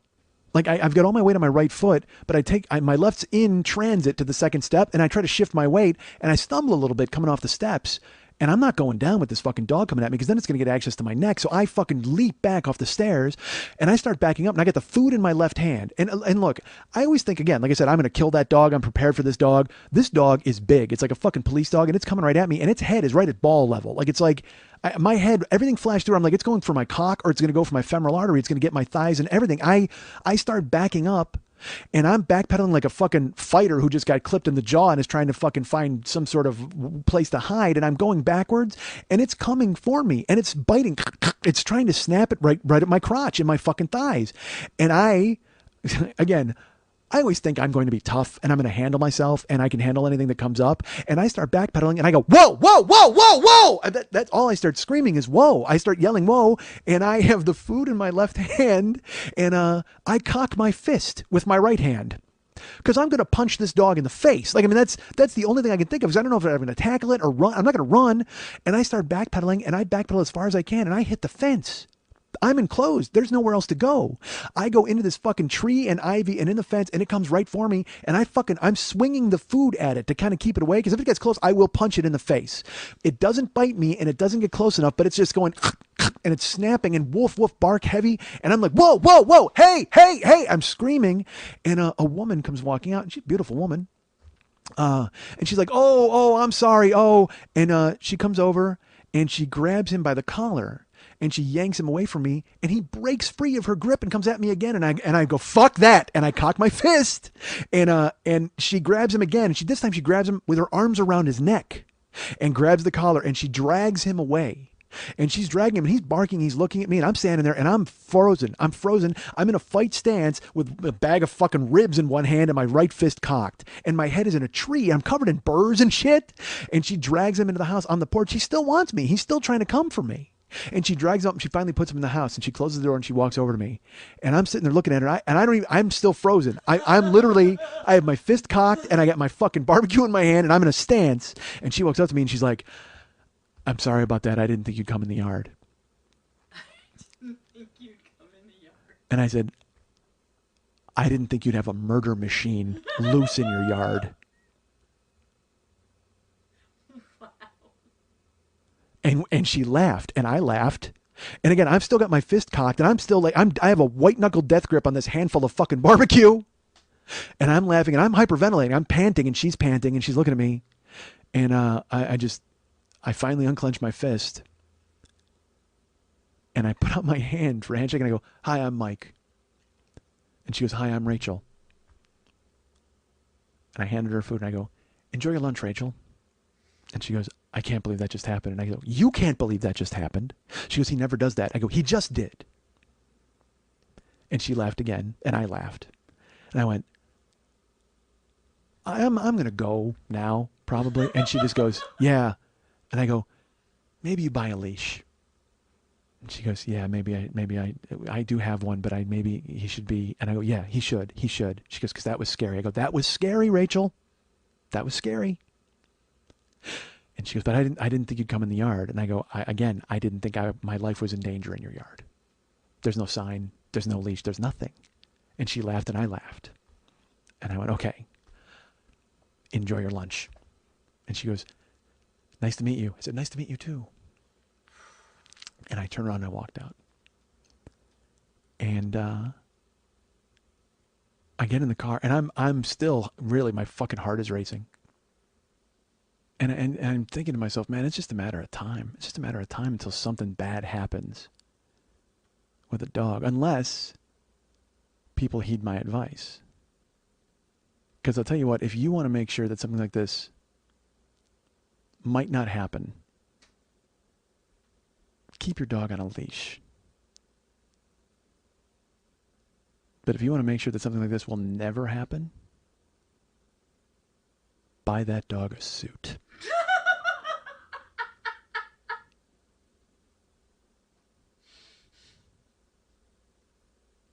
You guys can get me at MikeFactoryComedy.com. You guys can be my friend at Facebook.com/the40year-old-boy. You can follow me at Twitter.com/the40year-old-boy. You can find David Hernandez, who does all of the music and artwork for this show, at Facebook.com/DavidMexHernandez. Or you can go to his website, artbydmh.com, and hopefully commission him to do some prize artwork for you and your event or your people or your friends or birthdays, whatever you need.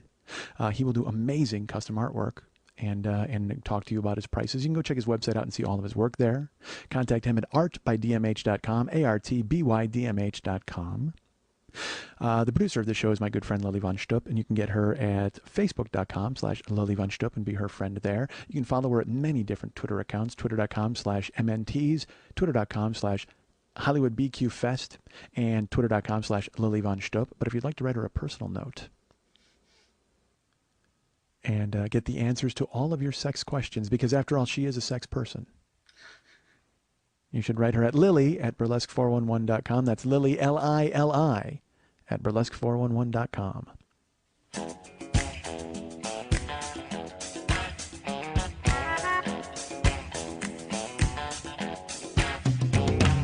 Joe business. Joe, you're dirt. Joe business. Joe, you're dirt. Joe business. Joe, you're dirt. Don't tell me that you haven't bought the big angry. Look at that kick-ass art for sale. Tweaked audio just cannot fail. Buy it at your business. Hey, the Schmidt, it comes alive. He'll like rap or buy you one through five. Joe, oh, dirt, dirt, dirt. Buy it at your business. Want to remind you folks about the Monday Night Teas every Monday night at the 3 clubs on Santa Monica and Vine. Those are streets in Hollywood, California. West Hollywood, California, or actually Hollywood, California? I'm not sure. There is no Hollywood, California. Santa Monica and Vine exists, however, and right in the corner of that, there's a club called the 3 Clubs, and that has a show called the Monday Night Teas every Monday night at the 3 Clubs on Santa Monica and Vine. Those are streets in Hollywood, right? Or West Hollywood? There isn't really a Hollywood. Oh, Jesus. Oh, my God. What happened? God, we need a boom mic. It's Hollywood, but yeah, Hollywood. There's North Hollywood and there's West Hollywood. Right. And those both have actual zip codes. I see. Hollywood itself is actually Los Angeles. It's just a figment of Johnny Grant's imagination. Really weird. Okay. Yeah, but we have a Chamber of Commerce. You know what I heard? I heard that everybody is a star in Hollywood. Hollywood. Right? Isn't that a song? Is that the Village People? Or Sylvester? Everybody goes to Hollywood. Everybody goes to Hollywood? Oh, you mean like Frankie goes to Hollywood? No,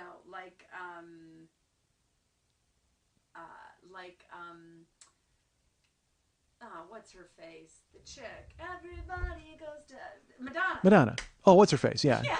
One of the most famous female pop star in the history of the world. I picture her face. I actually pictured all of her faces. Yeah. I pictured like 7 different photos of Madonna where she looked different. And that's how your brain works. And then you finally. I couldn't get her name until I finally went all the way back to Yeah. the Material Girl. Holiday Madonna. Oh, Holiday Madonna. Oh, boy, you went all the way back. Yeah, I gotta go old school because that's the only place my memory stores. So you skipped right through vascular and yoked Madonna. That's right. Because she is both of those things. She's neither of those things. She is scary grandma.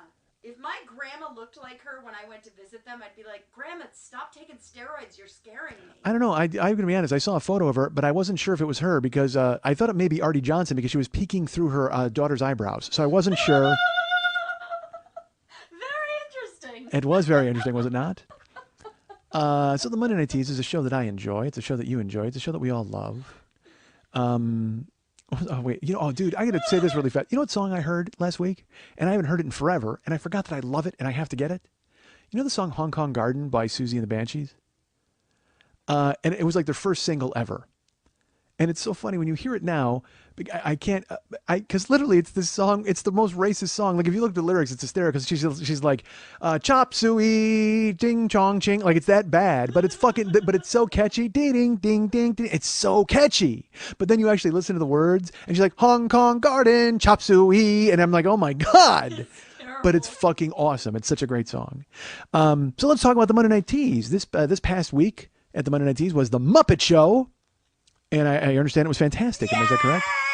Oh, Kermit the Frog arms. You can't do that. You're all hurt. Oh, maybe it worked. Oh, that was dumb. You know what you should do? Pack it up, pack it in. And then we'll begin. Did you? No, all right. So anyway. The Muppet Show was fantastic. It was sold out, jam-packed. People loved it, had a great time. It was Janice packed. It was. Mm-hmm. And then there was a Kermit there, and there was a Count there, and there was all sorts of fun acts. And there was a Roscoe. Is that a Muppet? A Roscoe? Rolf. There you go. I got his name wrong. The dog. Yes, indeed. It's a piano player. Yeah, and then there's Animal, of course, who plays the drums. Dr. Teeth. Swedish chef was there, Dr. Teeth. Look at that. It's perfect. Sounds great. So it was a lot of fun, and all of the people came and did amazing. Oh, Waldorf and Statler, of course, in the balcony. I was them once. Yes, I know. I wanted to bring you back, but I know that your schedule is... I'm a very busy man, Lily. That can't be lied about, or it can't be denied about, or it can't be shied about. It certainly can't be cried about. Good fucking Lord. Shut up and just do a show. But yeah, I did that. I did it with I forget who my partner was, but we did a good job. I remember it was really good. God, I forget his name too. I do used too. to fuck him. Whoa. Not very often. And probably not. I used to fuck him. Yeah, well, not the first time you've forgotten that name. The name of somebody you fucked. So that's good. What was his name? I was married to him. Yes, you really don't remember his name? No. David. David. It was our friend David. Okay. God damn it, that's funny. That was, and actually I did a show then. Because that was the show Tiny Hat and a Mouthful of Fish Hooks. I said that about Vix. Oh, look at the fun we're having. Bye, year 2. I couldn't remember my first ex-husband's name either the other day when I was carrying out a conversation. I think there's Logan? with me. Steve. I know it. I was very close. But yeah. I would have gotten in another 100 guesses. Well, the show was great, and the Muppet Show was really good. And you were there. You were business, Lily. You were not hosting or anything. I was not doing anything but hanging out at the door. Did you go in costume? No. You didn't dress up this year? You're in pain, I kind of. couldn't do it. I spent most of the afternoon vomiting, unfortunately. So Jesus. it was like, yeah. Better the afternoon than the evening. Felt better in the evening, though. Good. I was almost afraid I wasn't going to be able to go. Oof. I'm glad you made it. Yeah. And it turned out it was, and Bella Luna, of course, is invaluable, Yeah, helping she's you with amazing. everything. She just kicks some serious ass. I'm a huge fan. I like her work. Well, terrific. So who's going to be at the Monday Night Teas this week? The Goonies Burlesque Show! Now let's talk about this for just a second, because the Goonies is a touchstone for people of my age and my era, and I don't even think I've seen it. I'm not even kidding. Like, it's one... Apparently it wasn't good enough. It just wasn't good enough. Not for me. I was Yeah. totally... Oh, wow. Really? Yeah, I did it. I keep typing it. It was good. Yeah, the poster's good enough. It's good enough for me. Oh. Yeah. It's so dumb. I never... I don't think I've seen that film. Because I didn't know who Chunk was. I didn't know what the Truffle Shuffle was until like 2 years ago. I looked it up online because I got tired of hearing it and not knowing what it was. But I never. The Goonies was not. I didn't. That wasn't for me, man. That was not my speed. I don't know what year it came out, but I was busy. I might have been seeing fucking. 3, I think. No, it's 85 maybe. No, because they just celebrated. It's 3 years, 83. I think. Whatever came out that summer, I saw. I saw Aliens, 40 times instead. So I don't know the Goonies. I don't know the Touchstone, but apparently there's a lot of naked ladies in it. There's a lot of naked ladies pretending to be young boys. I'm not gonna lie, I'm a little uncomfortable. It's one thing to make a Muppet naked. It's another thing to make a 9-year-old boy naked. It just seems weird. That same sentence was said at Neverland so many times.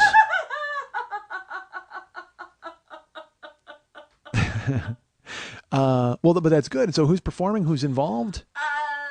Patrick the Bank Robber, Funny Eddie's Mama Fratelli, Nikita Bitch Project, Estella Detroit, Mercury Toy, Red Snapper, Vivi Triple, Mr. Snapper, Vanity Flair, Tito Benito, Bella Luna, Mr. Buddy, and Scott Neary are all in the show. I don't think I've forgotten anybody. I'm going to need more names if that's possible in a more efficient fashion. You know what's funny? You said Nikita Bitch Project, and immediately I went, is Short Round in that movie? He is, isn't he? Short Round from Indiana Jones. I don't know if that's where he grew up to be. Yeah.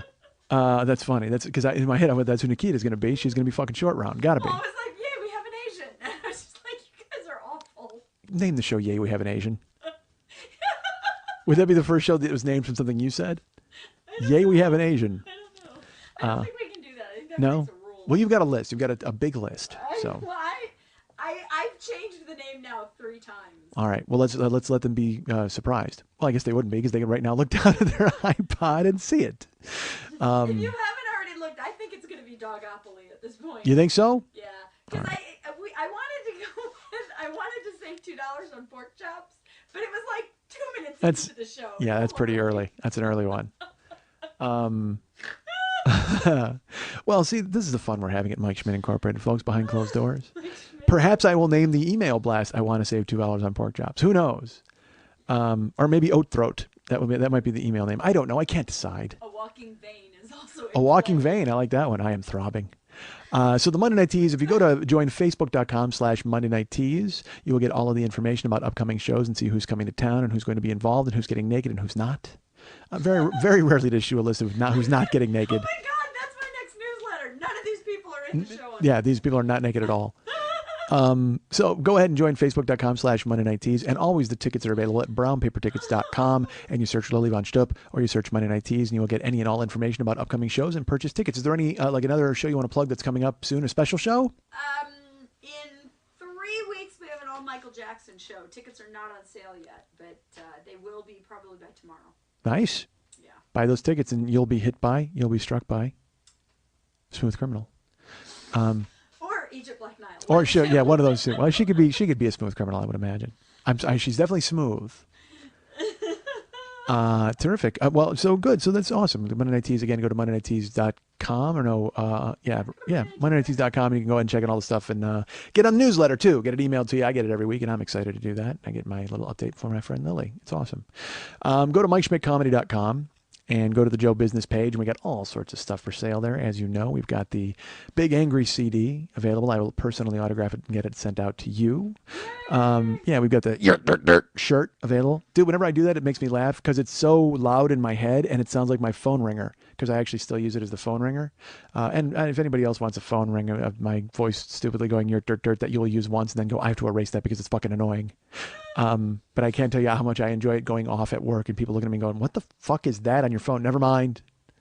So yeah, so you got the Big Angry CD. We got the "yurt dirt dirt" shirt.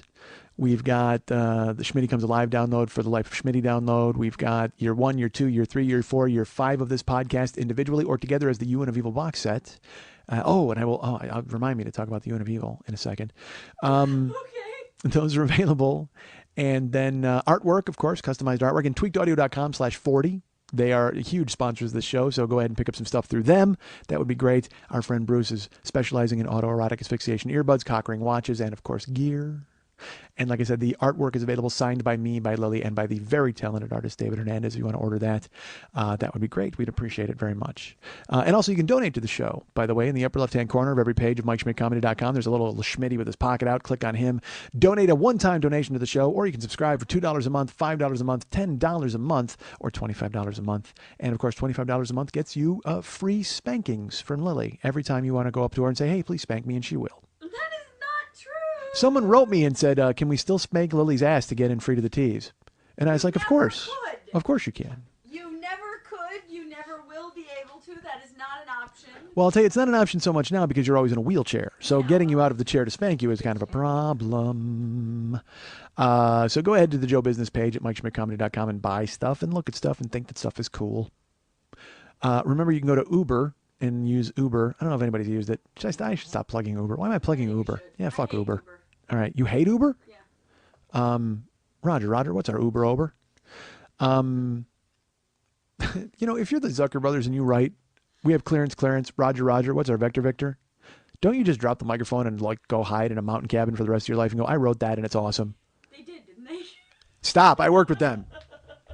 Have I ever gone into detail on basketball? I don't think I ever have. A little, not a lot. But Huh. You've told small, short stories. I should do that.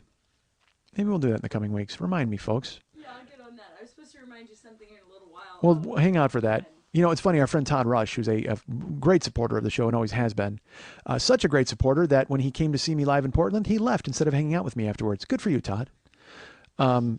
He had a friend, because he brought a friend who had no fucking idea who I was. And that friend's like, I have to leave now because I don't like this guy. And Todd's like, I got to go with my buddy. And I'm like, yeah, I don't blame you. But then Todd's, he's written me since and stuff. And he's a good guy. Really great supporter of the show. And he's put up YouTube stuff where he's actually made clips of me. And so I appreciate that very much. But he keeps writing me and going, hey, Public Enemy show? The Public Enemy show? So that's also on the list. I have to remember to keep talking about the Public Enemy show. And I don't know which Public Enemy show he wants me to describe. Does he want me to describe the one in the old days when I met fucking Cool Mo D and everybody? Or does he want me to describe one in the new days when I met Cool Mo D and everybody? I can't figure it out. We'll see. Perhaps I'll combine them into one big show. So who knows? It takes a nation of millions to do that podcast. So we'll see if I can pull it off. And we're done. I think we're done, right? You know what? I had a friend in town this week. I wanted you to tell me about UN of Evil. UN of Evil. I didn't want you to tell me about it. I have to tell you about Let me it. tell you about the UN of Evil. All right, go ahead.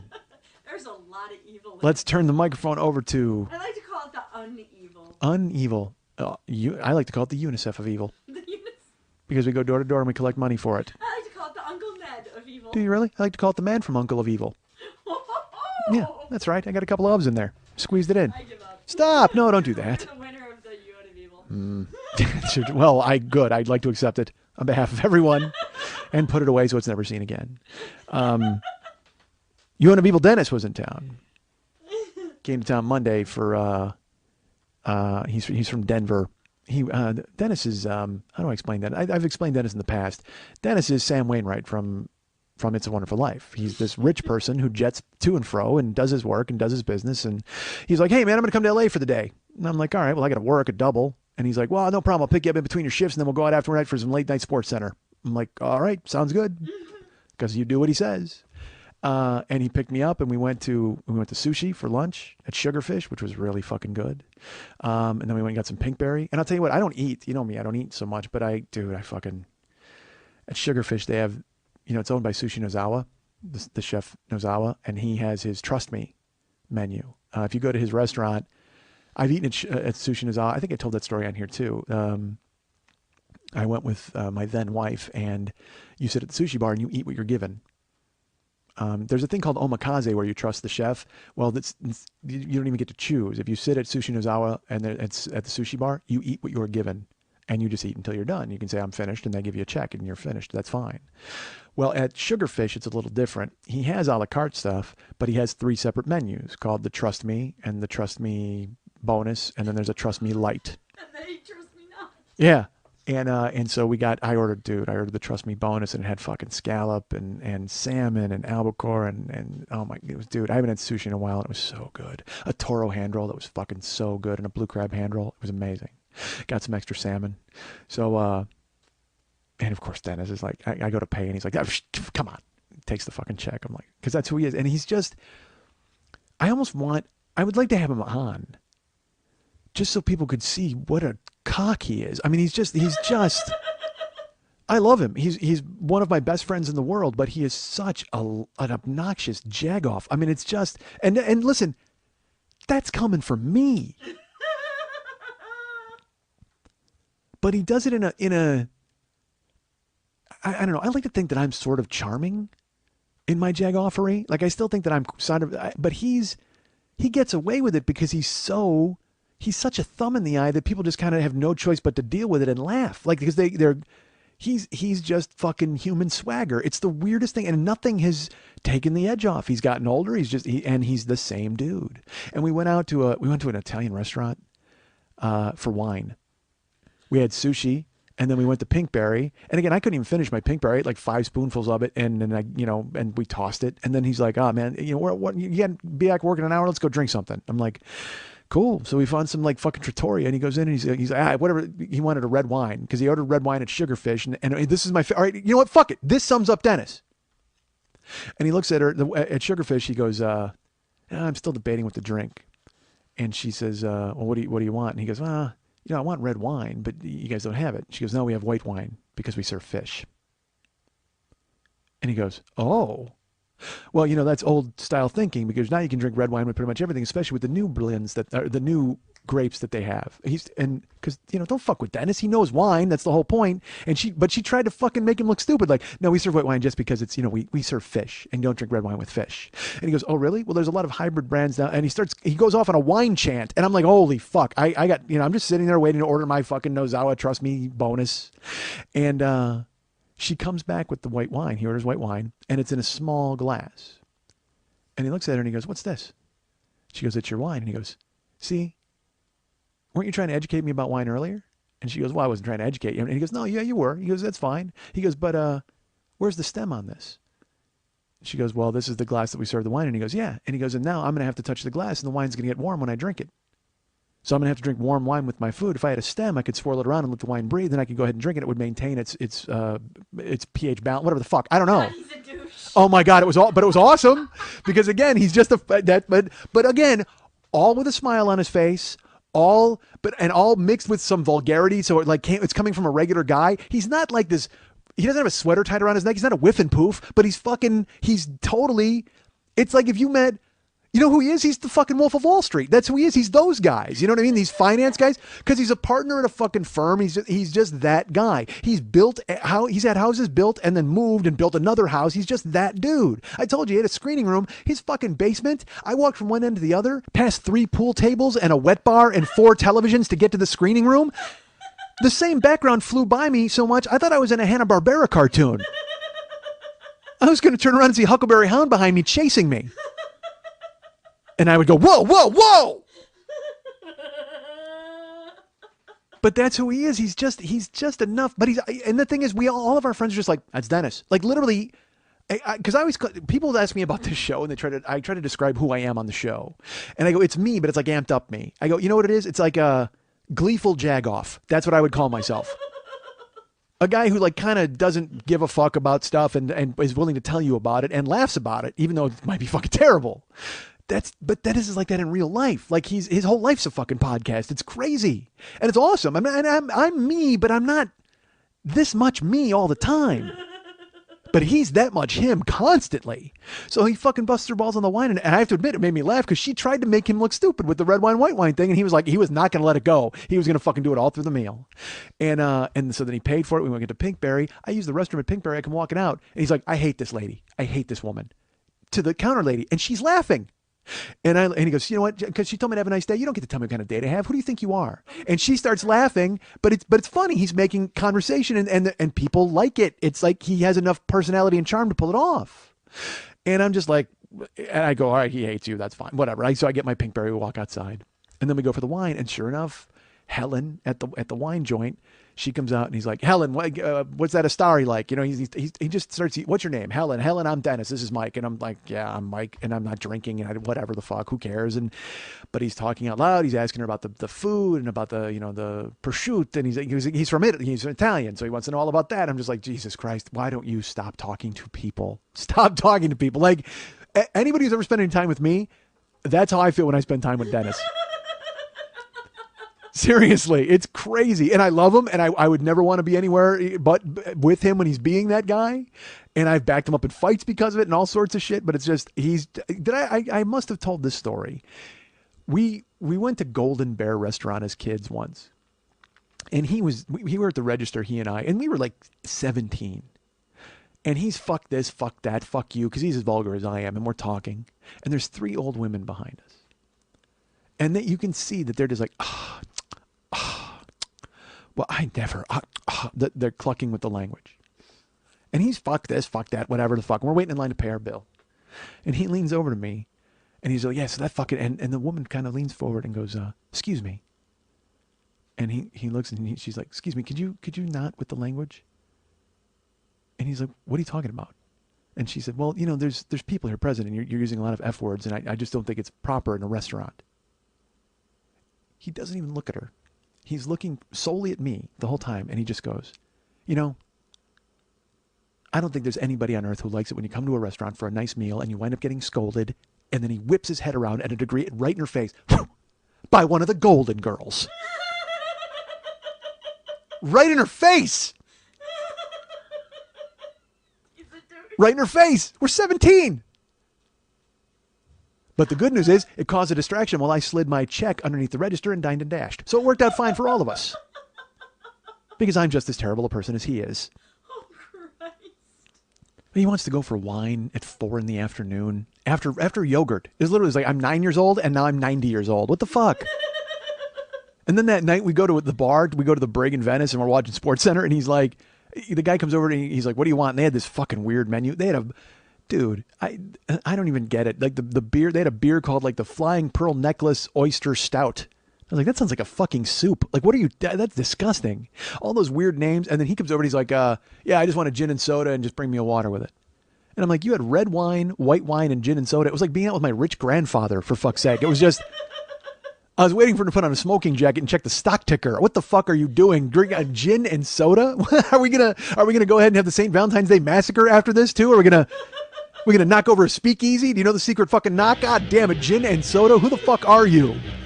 I know you're a jagoff. Do you have to drink like a jagoff too? That's the most pretentious drink order since Clarence the Angel wanted a flaming mulled wine rum punch with the fucking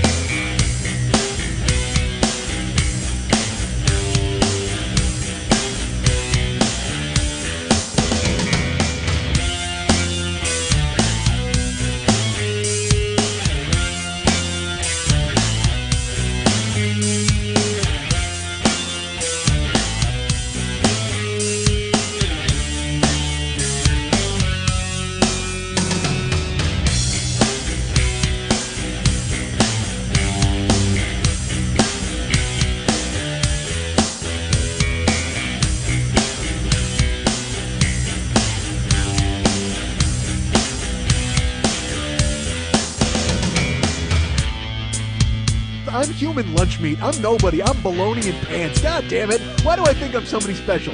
Why do I think I'm anybody interesting? I'm not. All I bring to the table is everything that everybody else does, but louder.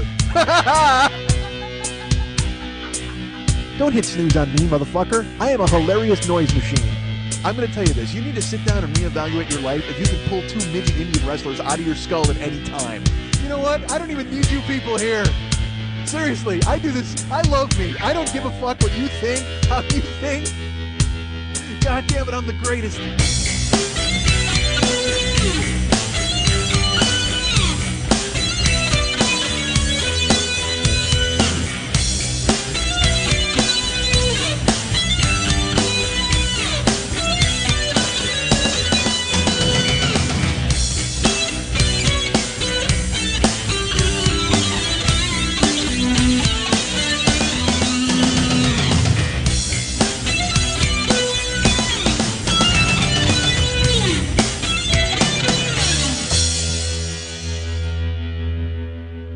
I can't go for Schmidt. No.